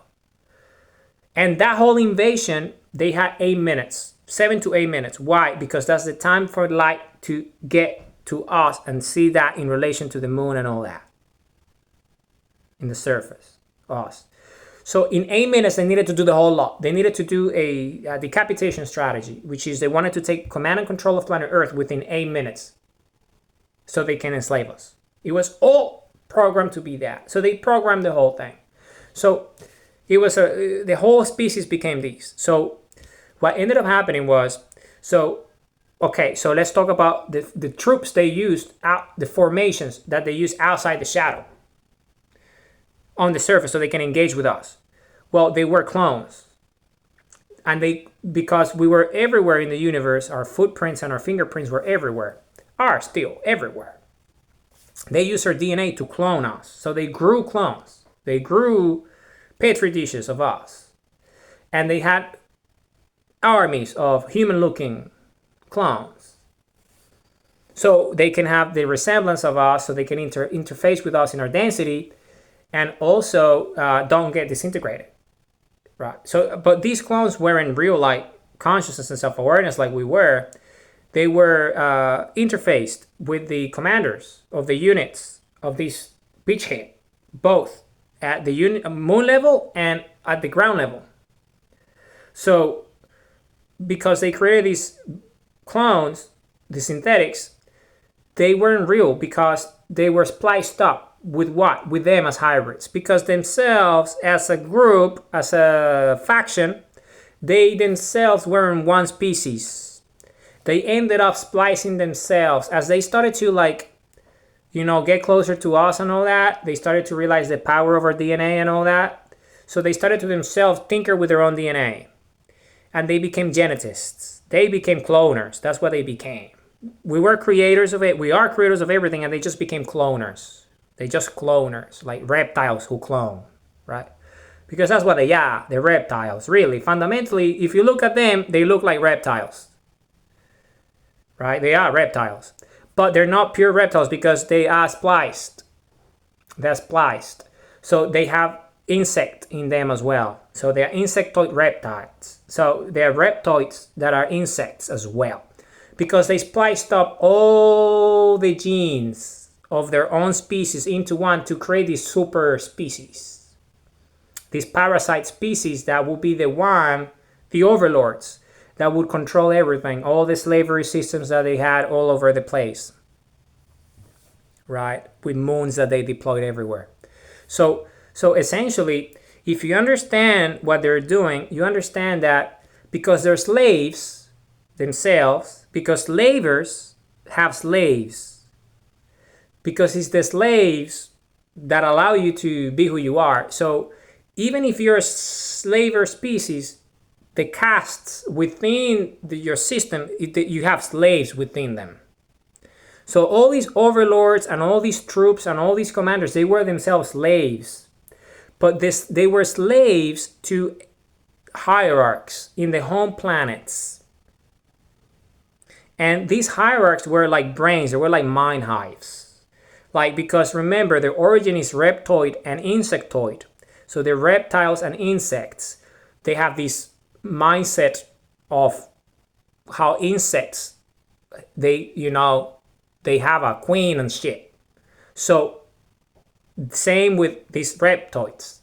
So they all ended up becoming these. They had hierarchs, right? So they had hierarchs. And because they had hierarchs, the brains of it, they were the actual controllers of the slaves. And they had all sorts of control systems and technologies embedded within the slaves that were the army forces that they have. So in that way, they would control them, all sorts of controls and mechanisms, that an infinite number of systems that they ended up developing and embedding in the hybrids that they were, as genetists, cloning, to have these slave armies that would go across everywhere and cause all sorts of issues everywhere. So problematic parasites, right? Parasites that control the mind and all sorts. Parasites. So what ended up doing, that's what they did. So they had these force, but the force, the slaves, they were the slaves themselves, were the ones that were interfacing with the human clones outside the shadow. So the way they ended up doing it, so they clone humans, so they'd be able to interact with us outside the shadow, and then they weren't real humans, so they would splice everything, their super overlord, slave, commanders and stuff, all that will be spliced as hybrids within the DNA of the humans, so they can interface with the humans and then themselves move the humans from wherever they were located. Okay, so that's the whole setup, right? So you understand the whole deployment now. But okay, and now I'm going to explain to you how it actually worked out. So the way it went, so it was a surprise attack, obviously. We weren't expecting it. So what happened was, because they knew that if we were expecting it, it would never happen. So they needed that surprise attack. So what ended up happening was the moon shows up at the specific vector at a specific speed rate that covers the sun immediately. So it shows up in the angle that covers the sun.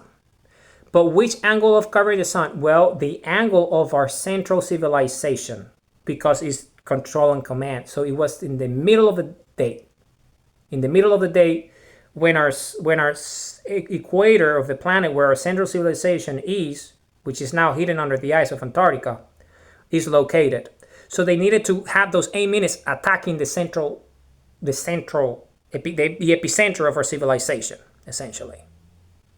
So essentially what they ended up doing, so they show the moon shows up in the vector covering the sun. And the moment it shows up, the clock starts ticking, 8 minutes, because it's the light, right? That they need, the shadow, everything for the actual invasion. It's an 8-minute invasion. Okay, of a whole planet. These guys, hey, greedy, greedy as he gets. So greedy, slavers, slavers. So then they showed up. So the moment they showed up, boom, they showed up covering the sun. So that movement, the fact that movement, right, is an object, it's not supposed to be there. It generates momentum. It generates gravitics. So that momentum is a wave. So that first wave is the first wave that hit us. So they hit us with that energy created as a result of the amplification of that hollow object stopping forcefully at a vector. So that does that. Boom. So that energy wave goes and hits the planet. It's the first wave. And it hits us. And then that's energy. So, and that's the first wave of attack. So the second wave is the tidal locking, because this object, this moon, is not a normal object. It was everything. The whole attack was programmed. In case that the invasion fails, the whole situation still happens. What they wanted to achieve, and it worked like, if you stop it, you not only destroy the moon, but you also destroy our planet because of the tidal locking. So you see, they were creating all sorts of measures and countermeasures within it, so they can create as much damage as possible in case everything fails. Okay, because that's how they were. That's in nature. You see, good eggs, eh? So they ended up doing just that. So they showed up and they hit with the wave. Boom. Then they lock, and the locking creates all sorts of problems, because you're locking to the central sun, to the central planet, to the core of our planet, which is not a real planet, it's a spaceship. So that creates all sorts of problems, all sorts of seismic events and cataclysmic events on the surface of our planet. So then that's the second wave. All that while the shadow's still casting on the surface, so they can move in, right, themselves, right? So, but when the tidal locking, what ended up happening with that tidal locking is that it was a mechanism. So when they were able to tidal lock it, it started to just like move the Earth, change the axis, because what they wanted to do, which is what they've done, is to change, because it's a sphere, it can be moved to any angle, right? So what they ended up with the tidal locking, what they ended up doing is moving it to the angle that aligns it in the winter solstice, because this is the thing, we don't have a winter because we don't have a moon. Normally, we always summer. But they needed a winter. They needed a cold period. They needed seasons to change the dynamics, because by creating ice caps, you would have weather, you would have clouds. And by having clouds, you cover the sun. So we need the sun, right? So they don't want us to have the sun. So you see, it's all this thought out stuff. So they were smart about what they were doing. So they showed up. The locking started, and it moved the planet because it's magnetic. So it's starting to move the planet, and because it's resonance, it has the energy from the sun that is essentially the energy of the sun is charging it, so they can do it, right? With the energy of the sun. They're moving it. So what they ended up moving is they moved the planet to an orbit that was in alignment with the constellation, with the star system where they came from. So the star system where they came from is called Gaia. Okay? It's Gaia. It's a star system in the Pleiades. It's a star system there. They have a planet there. They have a planet there, a beautiful little planet of theirs there. These lavers. So what ended up happening was that they grabbed the planet, right, with this magnet thing, the moon, and they moved it to the angle that they wanted, which is because by creating this angle, forced angle, remember, is a bandwidth.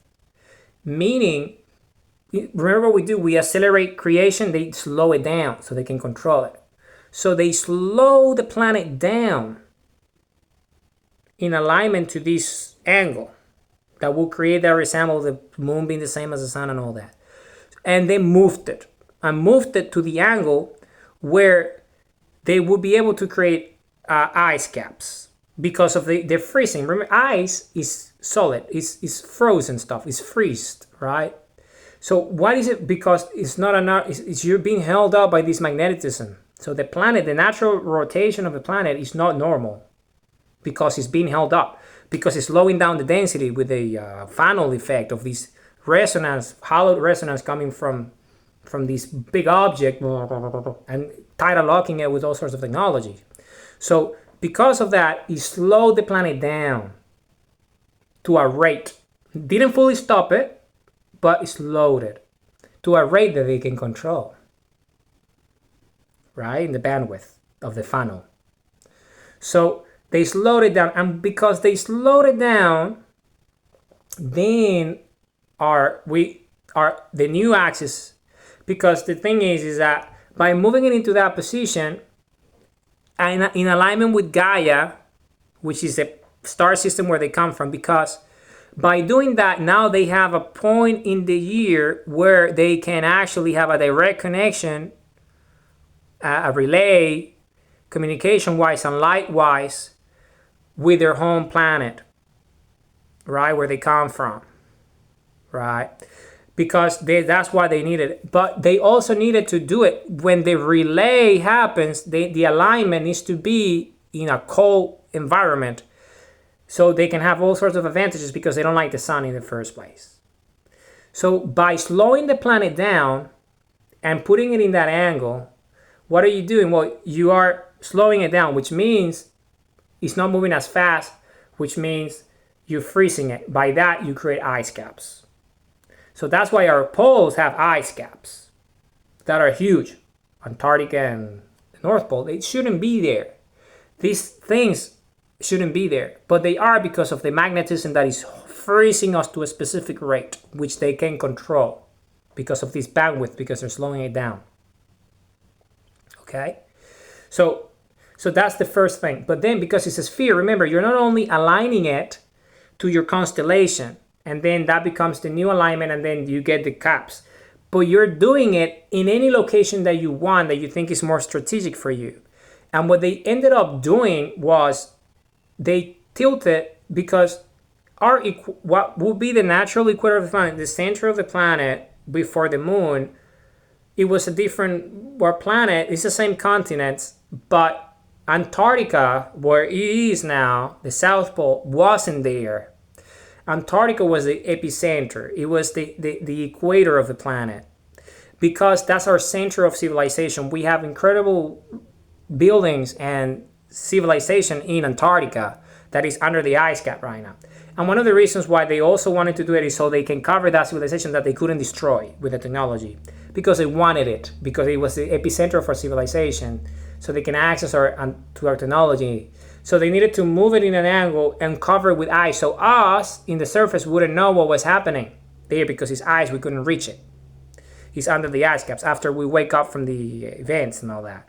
So you see, tricky. So they did that. So because Antarctica used to be the central continent of our planet before, it wasn't there at the bottom, it was in the middle, was the equator. And our civilization was there.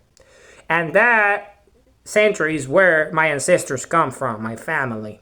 This is why I know all these things. We come from there, from the epicenter of that.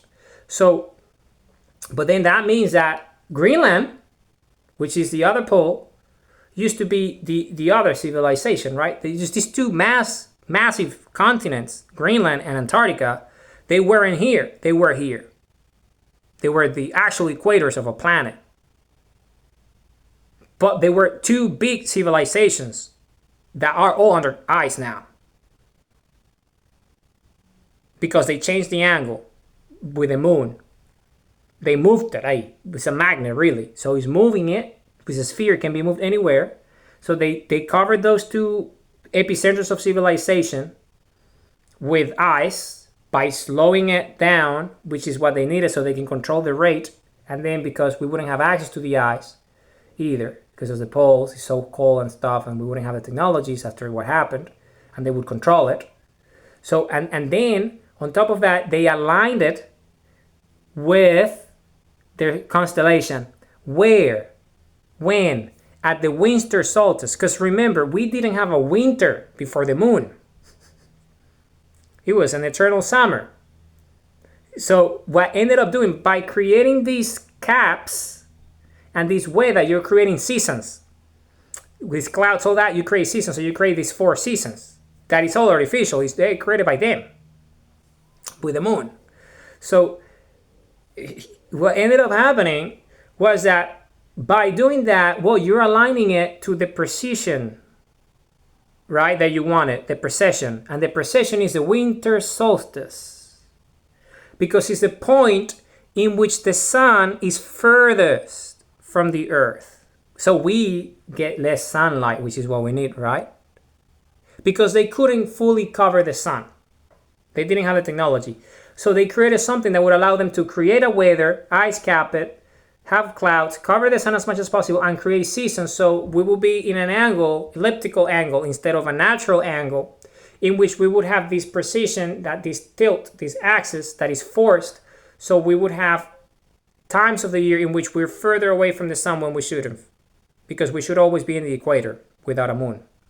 So that's what they've done. So because of it, because of the nature of the polarity of the hemispheres, then you would have a winter solstice in the southern hemisphere, and you would have a winter solstice in the northern hemisphere, which is where the ice caps are located, which is precisely where they wanted them, because they were covering the 2 centers of civilizations under ice.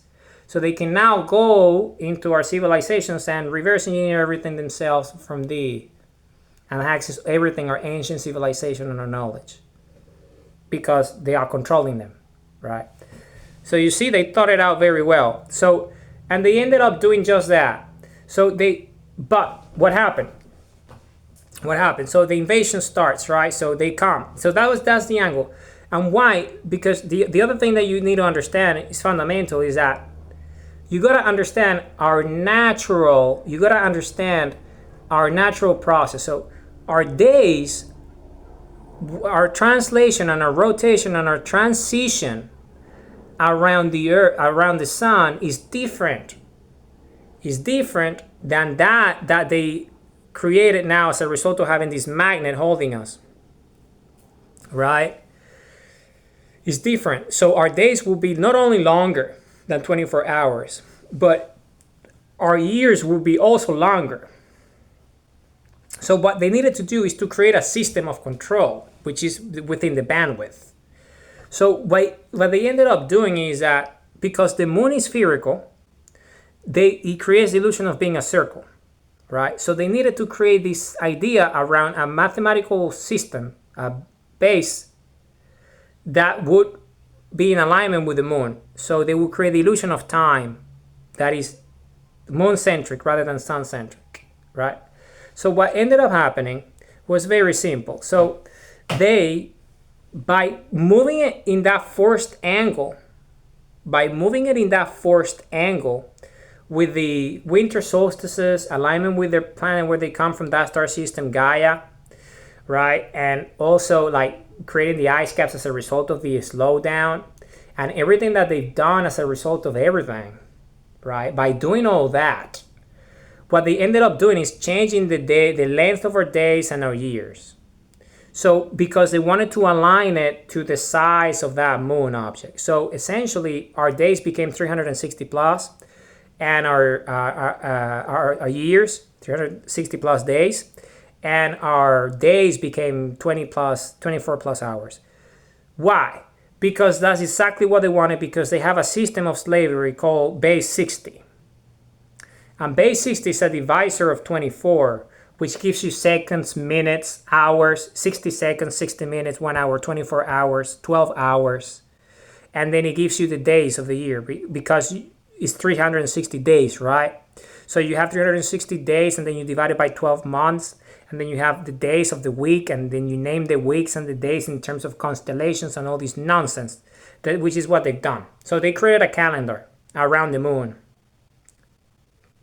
right? So this is what these guys done, literally, with our own technology, reverse engineer it to do this stuff. So this is how much they like us, They're obsessed with us, that they went to this length. So then what ended up happening is that by doing that, you're creating a slavery system. Why? Because first off, you're slowing everything down.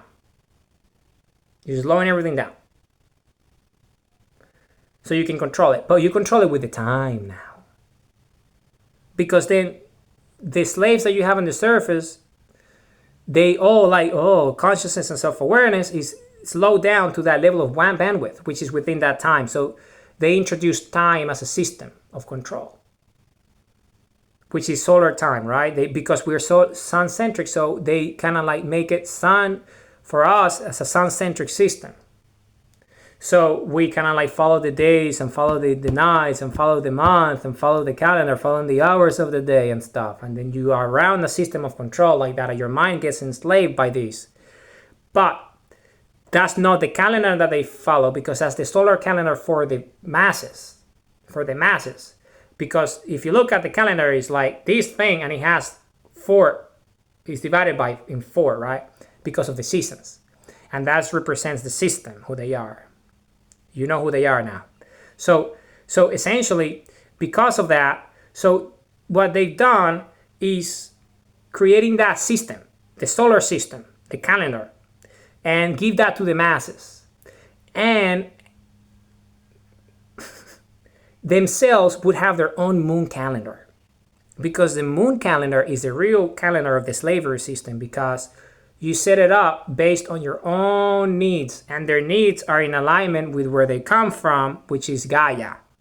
So the real calendar starts in the winter solstice. So the real calendar, the slavery calendar that rules over planet Earth, starts in the winter solstice. And there is 2 winter solstices, right?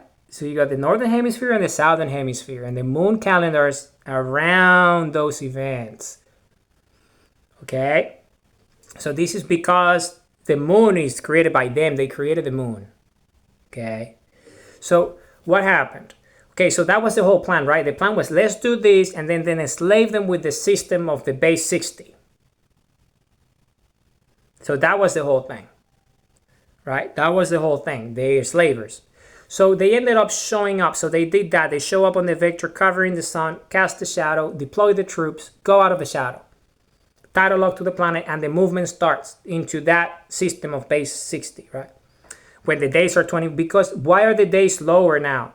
Why are our days 24 hours rather than longer days? Because we're slower. We move differently because we have ice caps, we're heavier. So they can control us within that bandwidth. Right? That's why it's 24 hours in a day.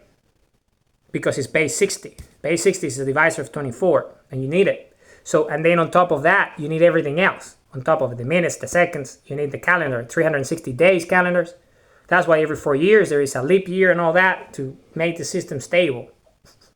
Because remember, you need the duality. You need the slave system to the solar calendar, to the masses, and all the festivities around the seasons that you create as a result of the moon being here. And then on top of that, you need your own system of control, which is a moon calendar aligned with your winter solstice in both hemispheres, because that's where your centers of civilization are, because you're guarding the ice caps, because that's where our actual civilization and our ruins and our technology are before they showed up. So they needed that. That's why they are doing it in that way. So because of it, right? Because of it. Precisely because of it. Because our civilizations, that the ruins that they couldn't really deal with, the big ones, they're all on the ice because they are guarding them, right? So essentially, what happens? Well, that happens. So the moon shows up in the vector covering the sun, surprise attack, shocking. The light starts to, the cast of the shadow starts to form, troops are deployed, everything starts to move, everything starts to happen, right? The invasion happens. The planet starts being tidal locked, so it's moving into that angle. So we have all sort of cataclysmic events on the surface, tsunamis, volcanoes, storms of all sorts, crazy stuff, crazy weather, crazy stuff that shouldn't be happening because they're moving it, so they're cracking the earthquakes, they're cracking the crust, doing all sorts of things to the planet. And that's part of the invasion. So it's creating as much damage as possible. So, but what ended up happening, you see, I'm just telling you the story of their plan, what they were doing. So, but what ended up happening is that everything went backwards for them. Everything went the opposite of what they really wanted because they underestimated us. When they showed up, right? When they showed up and did all what they did. So what ended up happening was that we immediately realized that we were under attack. And as a species, your instincts kick in. Remember, we created them in the first place. We're the masters of the universe, and we have created many universes. Master of all these universes. So these fellas are coming over here and doing all this stuff to us. So we understood immediately that what happened was that we were creating our own duality. Right? But the opposite force. So what happens was that when they showed up, we immediately started to see troops that look human, that are essentially there to engage with us. So what we ended up, we try to interface with them because they look human, but they no reply. It's just violence. So it's hostile. And we realized immediately, okay, these are clones. These are clones. This is what these fellas are doing. They're cloning. Why? Because when you interface, you immediately start to interface with your DNA. And we started to realize that it wasn't pure DNA. There was trans splice of hybrids. And then the moment that we did that, what they ended up doing, this is what they underestimated us, is because we gained access to them because of the back doors that they were creating in our own technologies, our own DNA. So by us knowing that, we were able to immediately identify who they were, where they came from, their plans, everything, the invasion, everything, because we got into the minds of their brains, the hierarchs, the mind hives, in the home planets, doing everything, organizing everything, and controlling the parasites and the insects and all this stuff, right? All these reptiles doing what they were doing, and the clones. So we immediately knew who they were, and then we realized, wow, we created our duality because they came out of a universe that we created. And these fellas, we understood the whole story, everything, immediately. We just like an immediate thing because we are that level. So when that happened, so what ended up happening is like, it became crazy. So the planet was under heavy attack and all that. So the planet, our planet, remember, as I said, my descendants come from what is known now as Antarctica, but that wasn't where Antarctica was. Antarctica was the equator of the planet before the clamping, before that change, when we used to have no ice caps, when there was no moon. So I'm a direct descendant of my ancestors from planet Earth before the Ice Age. So what ended up happening was that everyone that essentially was engaged in that, we immediately decided that in order for our species to survive, we needed to engage with them, which is the opposite of what we've ever done because we were just creators. So what ended up happening, we decided to, instead of dealing with them the way they would, because we are not destroyers, we're not slavers. So we are the opposite of that. We're a benevolent species. So what we ended up doing, we just neutralized them at the, what they wanted to do to us, decapitation, that's what we did to them. But we did it in 1 second. We didn't need 8 minutes or any of this nonsense. We immediately, by the moment we identify it because of the interfacing and knowing who they were, we went straight to the heat and straight to the brains, straight to the mind hive, to the culture, to everything that was part of this system and ended it.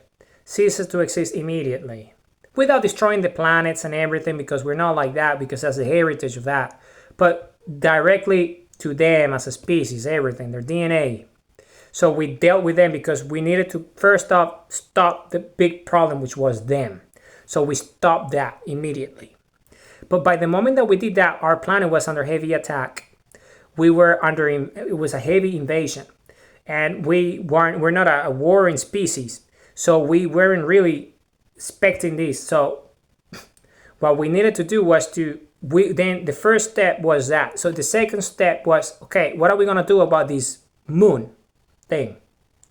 We knew we wanted to deal with it, but we realized that if we wanted to stop the programming, the natural process that was going to happen no matter what, aligning everything and doing everything, we knew that if we try to stop it, because it's already tidal to our core of a planet, it would destroy our planet and the moon, because the moon became that. It was like a fail-safe for them. So we couldn't do that. So we said, okay, so we need to go through this natural process then of having a moon in an orbit for as long as we can until we get rid of it. So that was our telemetry.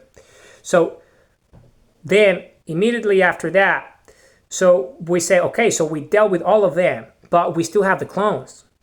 Because we didn't only deal with the brains and all that, because once you do the brains, all the servants collapse because they're slaves. Because they're all connected to that, so they all cease to exist. So they all gone, right? They all gone. But then we got the clones. And the clones became a problem because if we targeted the clones, we would have to target ourselves because we share the same space structure. So it became a dilemma. Because how are we gonna do this? Because if we do that, we're gonna have to deal with ourselves. So, and that's when everything kicked in and we realized that, well, we're gonna have to do it. But there will be a remnant of the civilization that will survive. So we can obviously rebuild in the future. So that's what we ended up doing. So we just self-destruct. So we did it to ourselves and did it to all the clones. But because of polarity, the fact that we had a few chosen survivors that were essentially my ancestors, so I exist today. So because of it, and all the humans that survived what happened after the Ice Age, right? Because of that, the polarity, it kind of, some of the clones survived as well. And they had this telemetry that they knew that would be the case in the worst case scenario. So they had a plan to escape into the ice caps that they were forming in the first place, the underground cave systems. So from there, they can have relay systems back to their home country and stuff, home planet. So it was a trade-off, but it ended up happening. So because of the process, our civilization ended up moving to the new equator, which was where there were no ice caps. So it was the equator of the planet, and we moved to the Americas, what is known as the Americas now, because we used to be in Antarctica, because Antarctica is not called Antarctica, they call it Antarctica. We used to be at the very epicenter of the planet, was the equator. But because the new equator was different, we needed to find the same location. So the new location was the equator of the Americas. So we ended up going there, to that hemisphere. So, and then they went to the ice caps. They went to the ice caps. Okay, and what happened because of the ice age, that's what the ice age is fallout. So remember, in the beginning, because of all the freezing and all the volcanic activity and all the earthquakes and all the tsunamis and everything that happened that destroyed everything, that's why all the civilizations that are not from our epicenters, which is what's under the ice in Antarctica and in Greenland and the North Pole and all that, the real stuff, everything else that we have, all the other ruins that we have on Earth right now, they all tend to be fully destroyed, right? Because of these events that took place. Okay, but we ended up managing ourselves to get to the equator of the Americas. So we ended up going to the equator of the Americas. Okay, that's where we ended up going as a surviving remnant of our civilization because of what happened. So we did that, and they went into the caves because it was ice. So we needed to survive. We needed to survive because the equator was still the last place where there wasn't that much ice, so we could be there and winter this stuff, right? So we were smart. We knew how to survive, but it wasn't our planet, what we created, right? But then they went to the ice caps, and they hid themselves there for a long time because the planet needed to cool down because the ice age was that, right? It was all this ice, the result of everything that happened in the atmosphere. So, on the surface. So then eventually that ice resided, right? And when the ice started to reside and it formed this new planet with these, it's the same planet in terms of continents and surface, but changed because of tilting. And the ice caps that weren't there and the clouds are there that shouldn't be there and all that. We kind of stayed in the equator of the Americas. And those civilizations there, are us, the remnants, okay, in a big way. So, and then when the ice cap started to melt and all that kind of like, went away, the new climate emerged, they themselves started to come out of the ice caps themselves with their plans, because their plans was their geneticists, their cloners. So their plan was to create as many clones as possible to have a slave force that would allow them to compete against us and then enslave us with the moon calendar, okay? Using all the systems. So what they ended up doing, they ended up they would operate in polarity terms. They were the opposite. So we went to the Americas and the equator, so they went to the opposite side. They went to the equator, where the location in Mesopotamia, which is, that's where they started the first civilization. That's why this narrative of, since the Ice Age, the cradle of civilization is so-called, the so-called cradle of civilization is Babylon, right? It's Mesopotamia. It's because who they are, because they have the narratives, because they're writing those histories, that fake timelines aligned with the moon, right? With who they are. So the first civilization that they ended up creating was Babylon.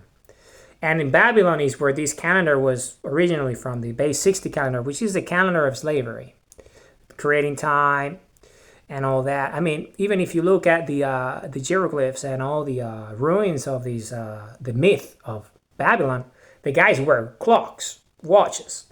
Why? Because they're slavers. Hey, so that's why. So the clock, they needed time, right? Measuring time of what? Of the slave force, right? So, precisely. So, you see, so it's all connected. So, they ended up creating Babylon. And Babylon was that civilization that they called the cradle of civilization, which is nonsense. And then it's all lies. And they wanted to anyway go there towards that area because it was so close to surviving remnants of our ruins which is the pyramids of Giza and all that. That was part of our civilization prior to them coming here. And why do they want it to be in that location? In Babylon was what? Because it was covered by mountains and it was strategic, so they would defend themselves against invaders. And that's number one. And number two, because it was so close to the ice cap up north that they could go through the mountains. And also because it had all sorts of, it was so close to what's known as Europe nowadays, and very close to the pyramids, because they needed two systems. They needed the slavery system, which is base 60, and they needed a system on top of the system to further enslave the mind. Because you enslave it with the mind by using the numbers and the times and all that. But you also need another system, which is base 10. And the reasoning of base 10 was out of the pyramid. Because the pyramids, all these, the measurements of the pyramid, if you do the calculations, base 10 comes out of the pyramid. The measurements of the pyramid. So they needed two, because base 10 was the system that they were going to give their slaves to create the civilizations that they needed to create, to essentially then have a planet of their own, right? Because they were the survivors of the civilization, because the civilization was destroyed, remember? So we did that to them because of what they did to us. So you see, big stuff. So then they needed to enslave their slave force that in the beginning were all clones, because they were genetics, they were cloners themselves. So they need a force of clones to do the labor, to build everything that they needed, right? So they can actually start to do the things that they wanted to do, which was take over us over there in the Americas, right?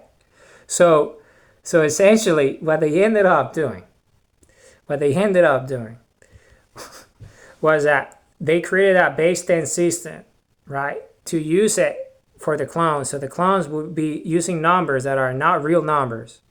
They're real in the sense that you can count, but they're not base infinity, which is reality. They're just two-dimensional. They're just fake angles, and everything is just nonsense based on 360 and stuff, which is a system of slavery.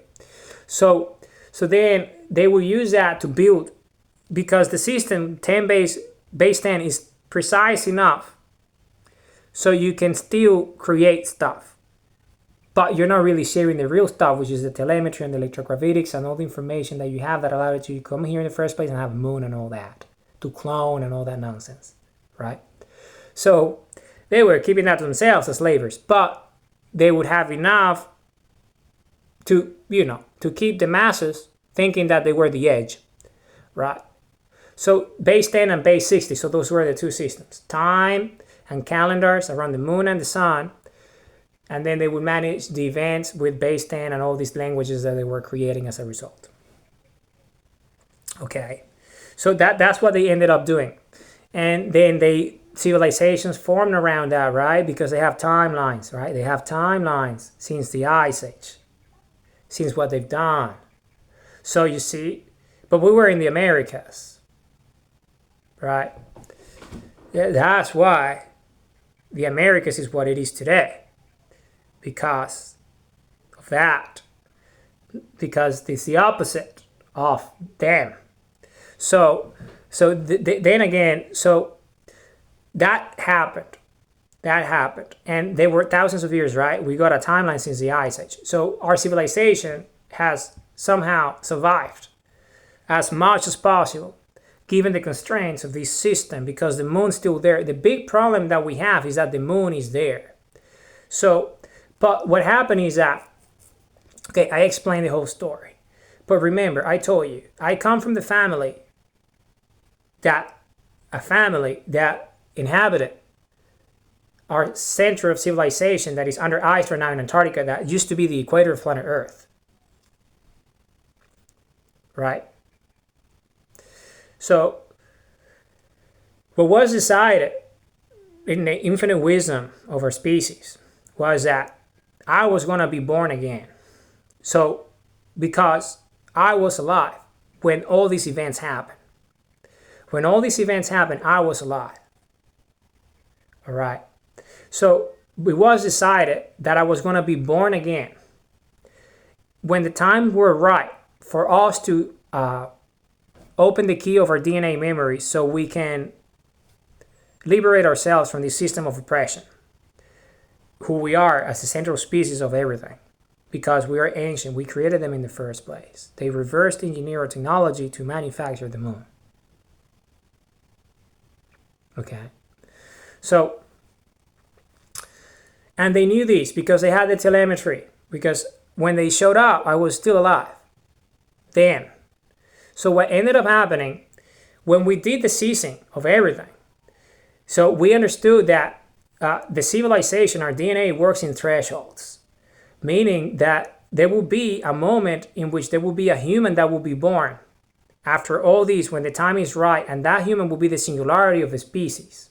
And it will be a male. And it will be a male because the male carries the seed of infinity. And because it's just how you do it. And it's just our species. And that male was going to be born at the right time, under the right circumstances, for us to do all the things that we've been able to do.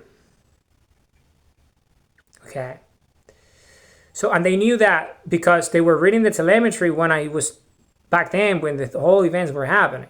So they knew that, and then everything ceased to exist. So all of us decided to just go, and some survivors, and then I was going to be born again. Right. Carrying everything on me. So that's why they knew that. Because they had my DNA samples. They knew who I was. They knew who I was before everything happened, right? Because they had reconnaissance on all of us. So they knew who was who in our civilization, and they knew who I was, right? They knew who I was. So essentially, that's why in these timelines, they created a figure that has my face in it.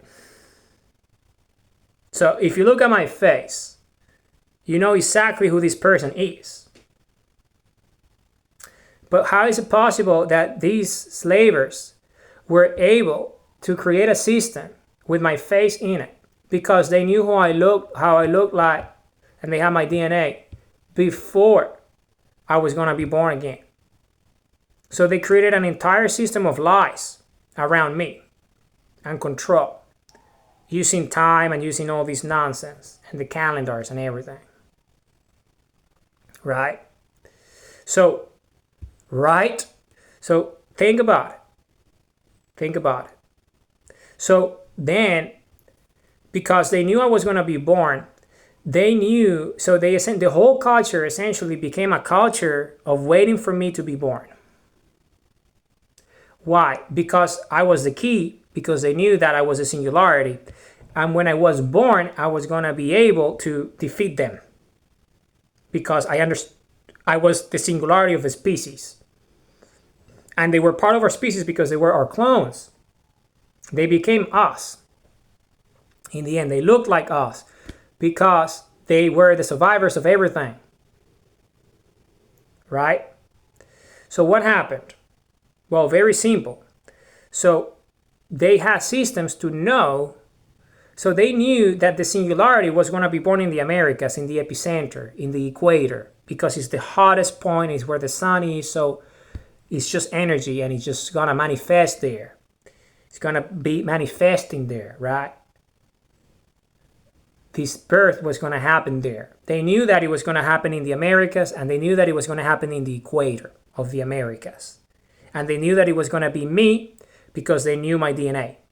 So they created systems around that to wait for me because they knew that the only way for them to survive this system, the moon-centric system, this slavery system, was for them to contain me before I turned 34. Why? Because us as a species, when we are fully awakened and our DNA is not dormant because of the moon and everything that happened, we prime at the age of 34 as a male, meaning we evolve into infinity. So we become one with infinity. And when we become one with infinity at that age, because of who we are as a species, then we unlock the DNA structure to everyone in our species. So that is the job of my job was that. My mission was that. My mission was to unlock the DNA structure for the entire of humanity. But I needed to do that after I was 34, because that's the age. That's why that fella over there with my face on it was 33. Because the whole culture became that.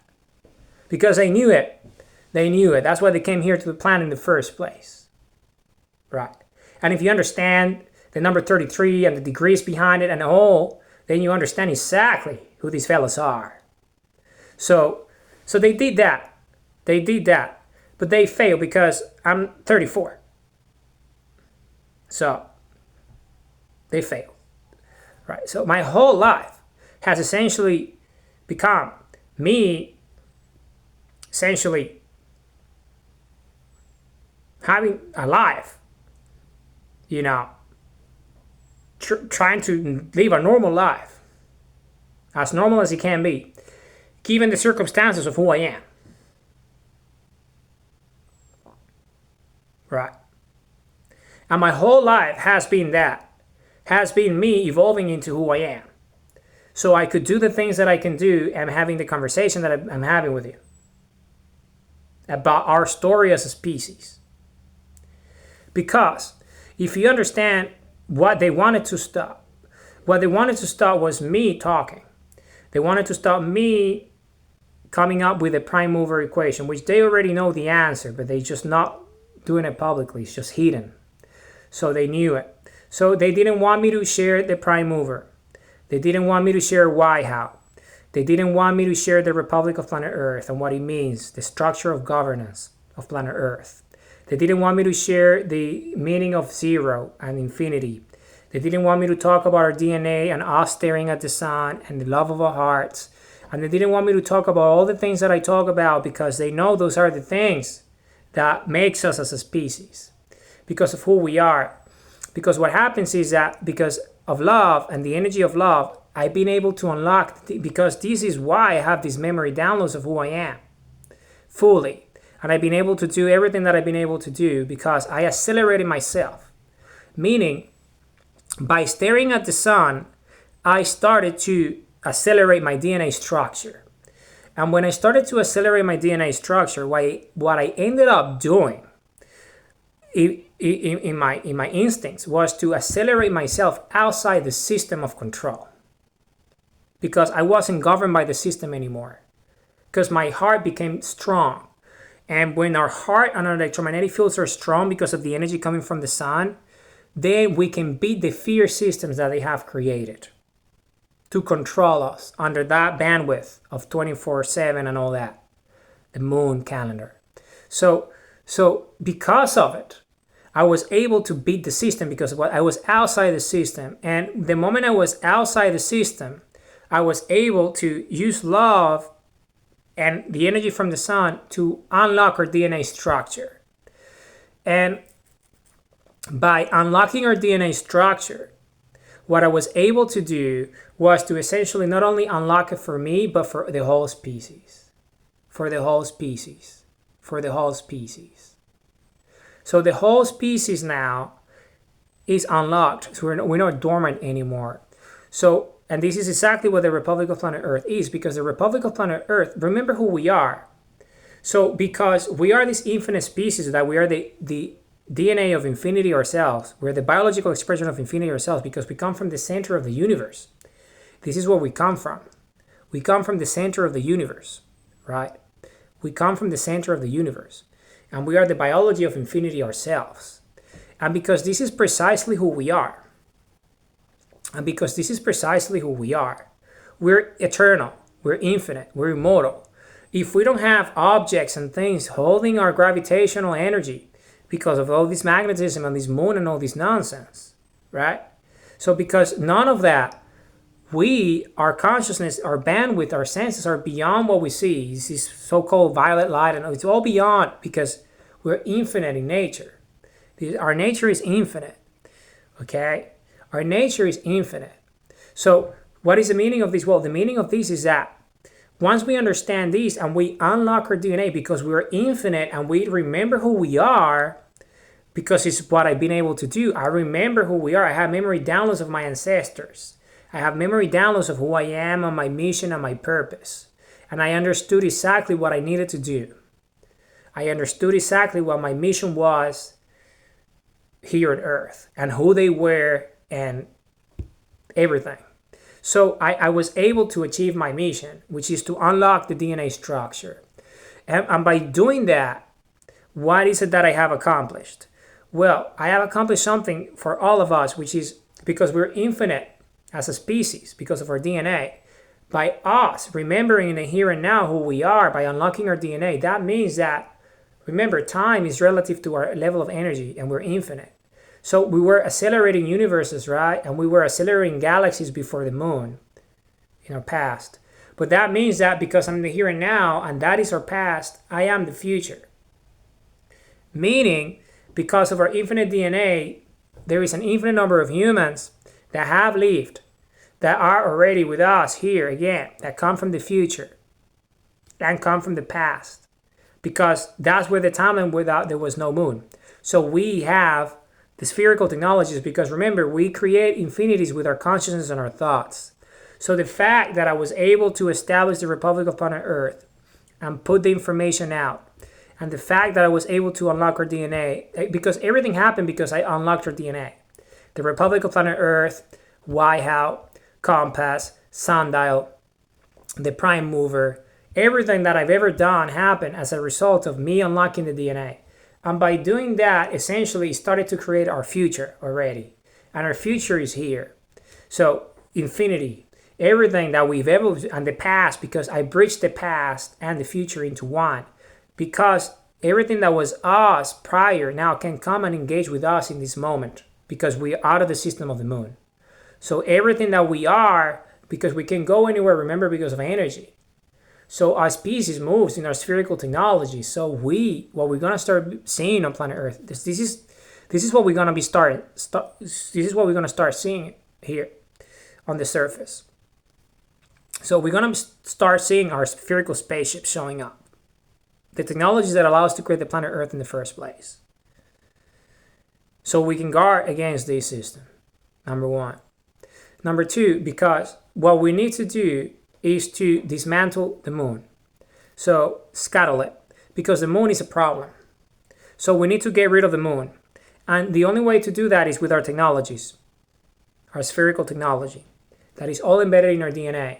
So when we love, which is the highest energy of creation, and when we stare at the sun and we have the sunlight coming into us, we use these two, and then we create our technologies. We manifest them again with the plasma energy in our bodies and the gamma energy coming from the sun, staying into our body, so we can manifest our technologies.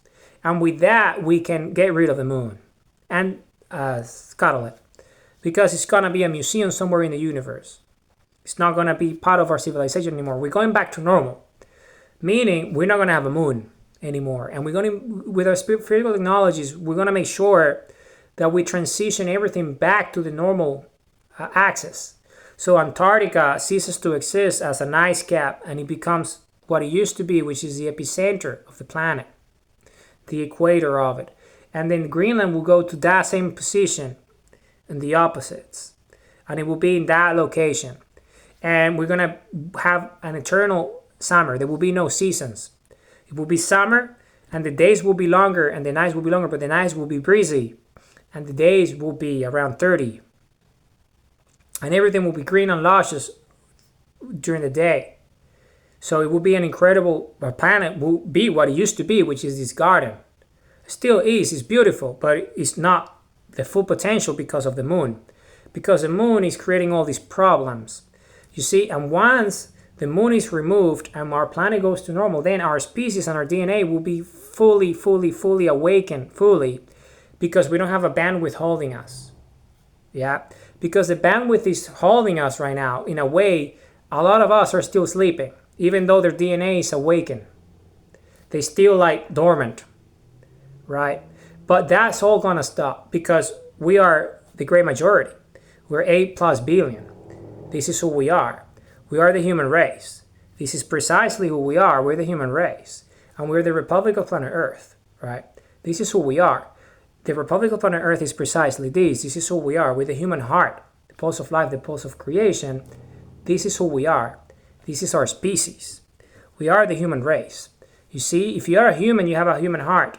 And if you have a human heart, you're a pulse of life, the pulse of creation. This is who you are. This is who we all are. And love is the highest energy of creation, right? And remember, we manufacture planet Earth. We manufacture planet Earth.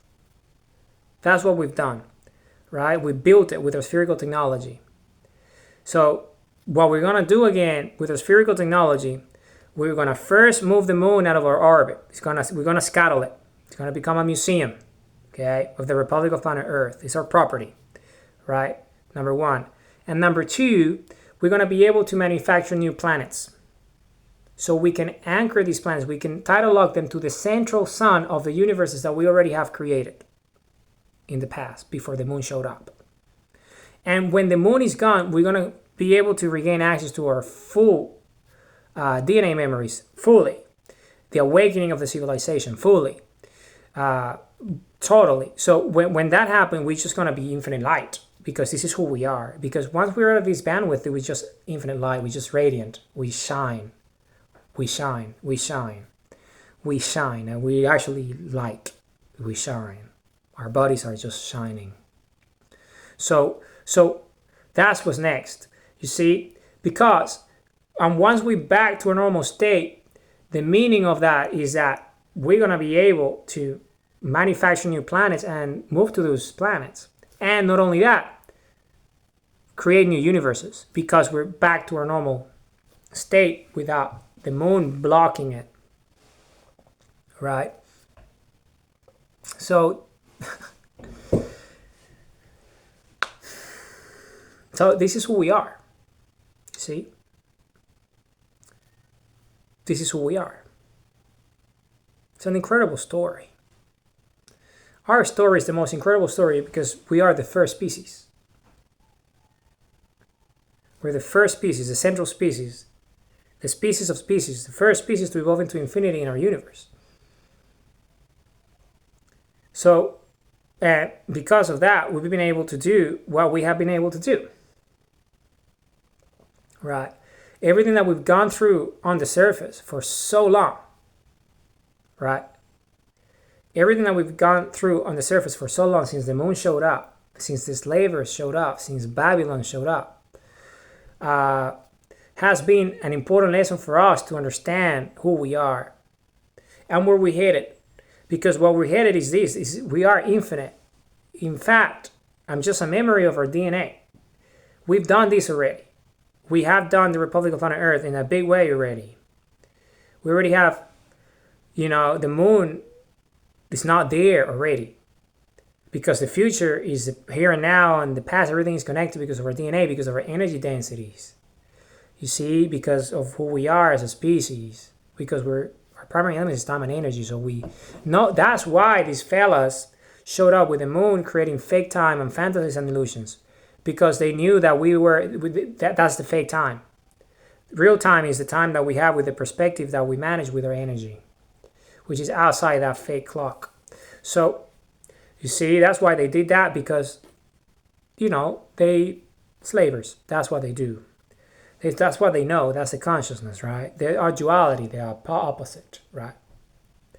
But we needed to, because before them and the moon, we never encountered opposition. We never really met a duality that would rival us.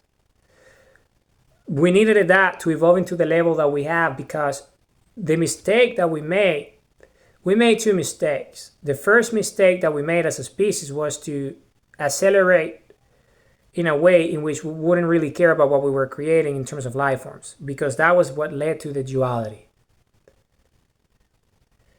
right? That led to the moon. That's the first mistake we made. And the second mistake that we made as a species was to lay down our tools that allow us to create our planet in the first place. And we just started just to create with our minds and forgot about the tools. And because we laid down the tools, those tools were used against us by these things that we were creating with our mind. Because we became in a new level of consciousness, we just started to create without really thinking about what we were creating. And we were creating this duality that you ended up using our tools against us.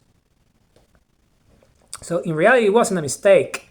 This is just hindsight. I guess that's the wrong term. It was a lesson. So our lesson of our species was that. To learn that, yes, you are this. You are infinity yourself. But then, remember, you also are technology outside you that you create and you interface with. So we're both. You see? So that's why it's so important to... And this is why the Republic of Planet Earth is actually a thing.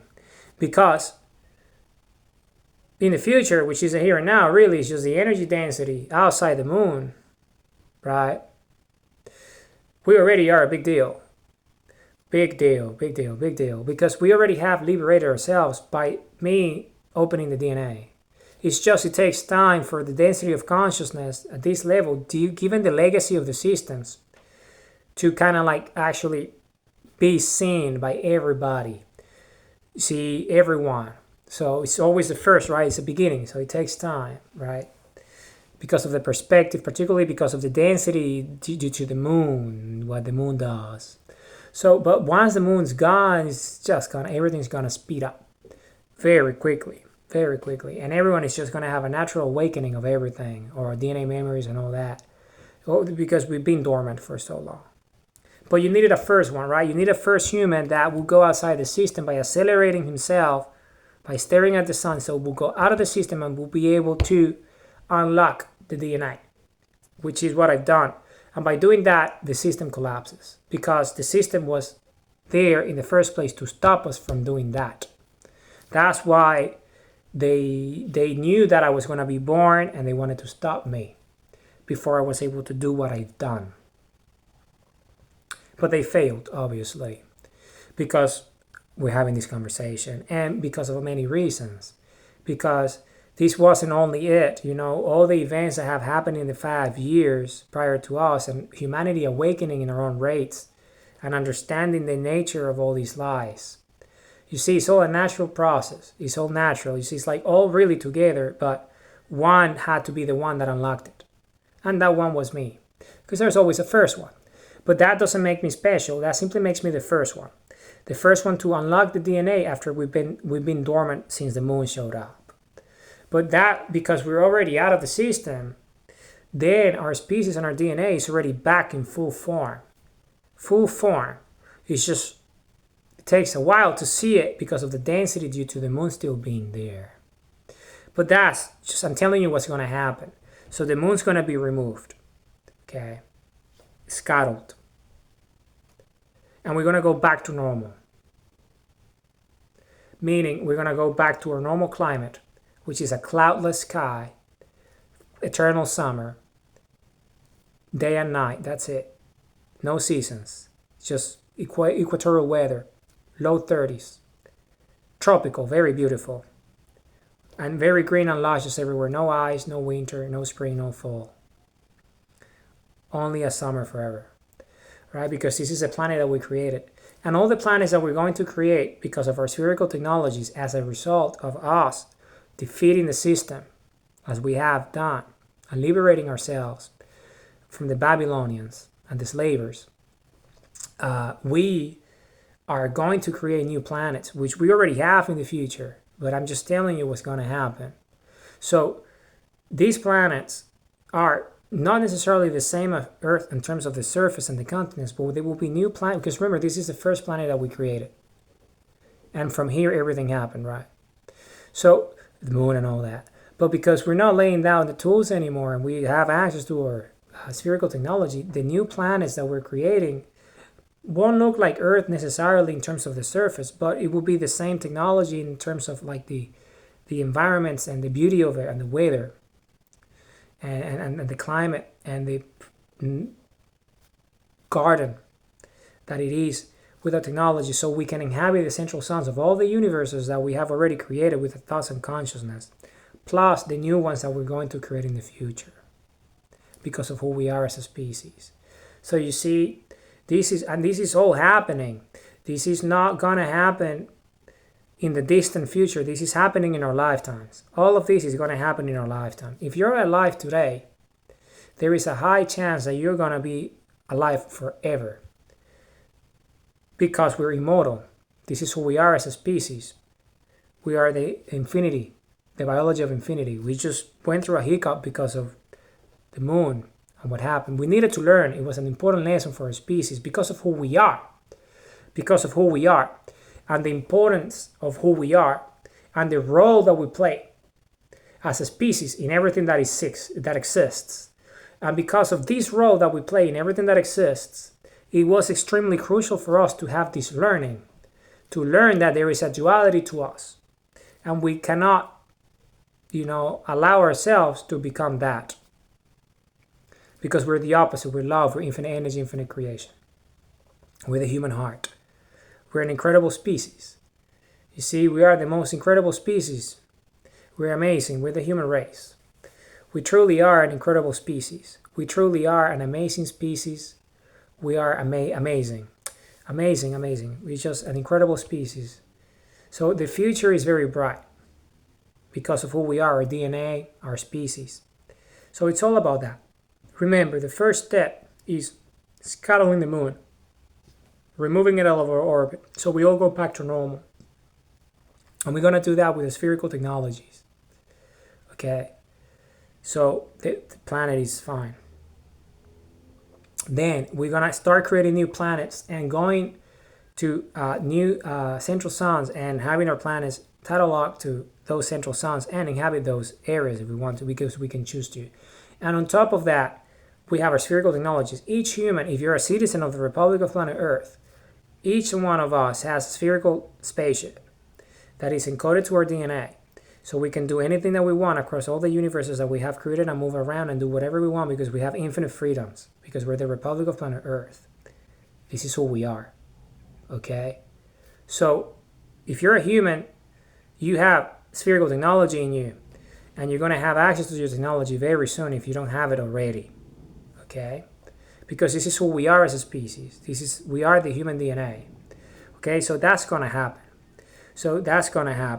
So all of us would have our technologies again. So we can know who we are and learn again of who we are and everything that we've done, because we're the most ancient species. Because everything that we've done, because we're an incredible species, we're the most amazing species, we're the human race. This is who we are.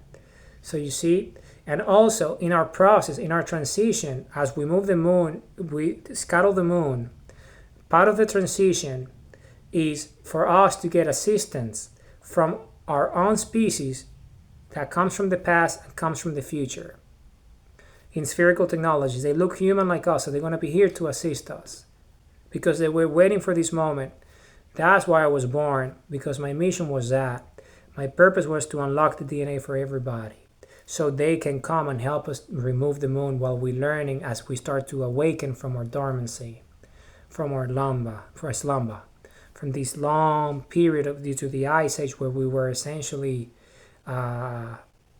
unconscious of who we are, the first species, the most evolved species, the masters of everything. But because I built the bridge, now everyone from the past, because time is relative, right? To the energy that you control. If you're infinite, then the past is nothing. It's just, they showed up here and assist us. And then the future is the same. They can come here. Why? Because as being the here and now, we are the past of the future and the future of the past, which is the nexus. It allows us to connect all because we're energy. And by doing that, then it's not really the past of the future. It is from our perspective, but for them, it's just life. They're just assisting us because we're the same species. And they understood that our species needed to go through these so we can just continue what we were supposed to before the moon, because what we didn't do before the moon was to create new planets and inhabit those central suns. We kind of stayed in this planet, and that's why we fell prey of these, because we didn't lay down the tools and all that, because we were just creating rather than with our minds, rather than remembering who we were. That's how old we are. So that we're so ancient that we laid down the most incredible tools that were used against us, because we ourselves became even more incredible than that.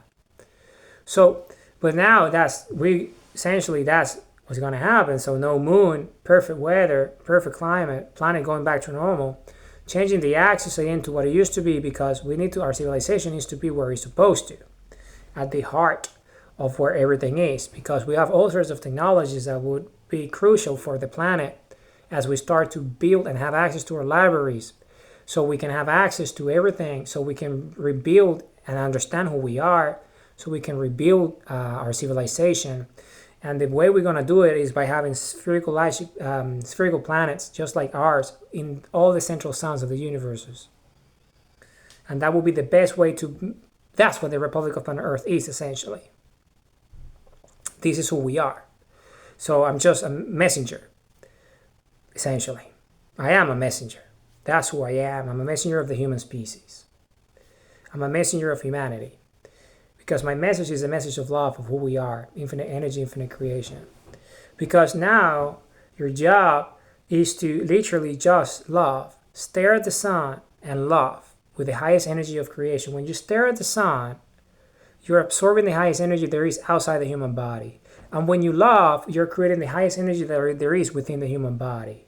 So it's the two meeting as one. It's the sunlight and the love as one. And when we do these, we unlock our DNA and we start to have our memory downloads. And then what could happen is that you either manifest your technology, your DNA memories, and you start to create incredible things and help us in the process of scuttling the moon, or you yourself start to interface with our own species. So you're going to have humans from this timeline or from the past or the future meeting with you, right, and helping you to understand who you are as a valuable member of our civilization, the human species, because we're infinite. Remember, we're the biology of infinity. In reality, all this that happened, all these few thousand years because of the ice age is nothing in relation to what we've done in the past and what we're doing now and what we're doing in the future. Because as I said, at this stage of this process, there's only this planet, but there's already an infinite number of planets in the future that are like planet Earth, but in the central suns of everything that there is. So this is who we are. This is the species that we are. This is the species that we are. If you're a human, you have access to spherical technology because you love, you have the human heart, and our DNA, our ancestry, who we are, our heritage, our legacy. Because you're a citizen of the Republic of Planet Earth. We all are. We're the citizenry of the Republic of Planet Earth. This is who we are. We're the human race. You see, we're this incredible species. And that's why we're even more incredible than anything else, is because of what we've gone through. Because of who we are, being the first. You see, by being the first, all these things happen. Because we're the first. The first, it's this ancient notion that, because we're the first, we do everything first, we're pioneers. Right? It's a very human idea of being the first, because we are, in fact, the first. So, you see, it's understanding this. It's understanding our nature. It's understanding who we are. And everything that's happened is because it was important to happen, so we can all know how amazing we are. Because this is just the genesis. This is just the beginning of our species.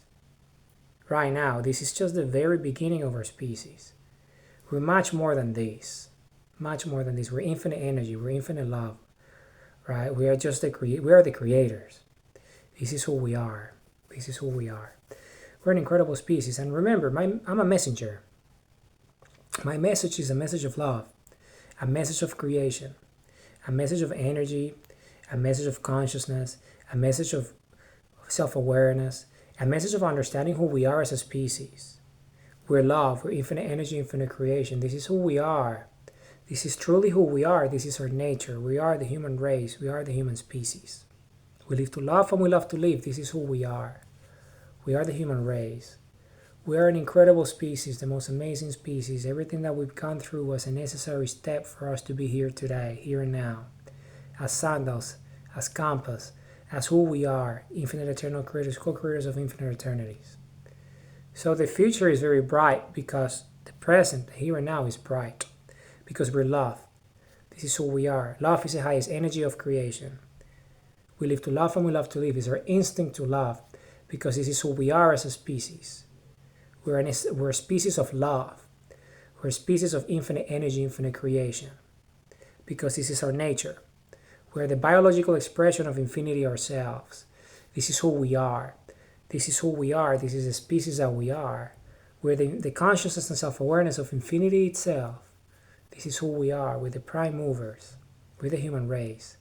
We're a benevolent species, a loving species, a heart-based species, a love-based species, a heartful species. This is who we are. We live to love and we love to live. Right? Lives of purpose, lives of meaning, meaningful lives, purposeful lives. The purpose of life is a life of purpose. Happy lives, the pursuit of happiness, all these notions are fundamental notions to understand who we are. The infinite eternal creators, the human race, the central race, the first race, the species of species, the most ancient species, the most developed species, the most intelligent species, the most advanced technologically and biologically species that has ever existed in everything that there is. This is who we are. We are the human race. We live to love and we love to live. This is who we are. Okay, this is our nature. This is our nature. We come from the center of everything, the center of the cosmos.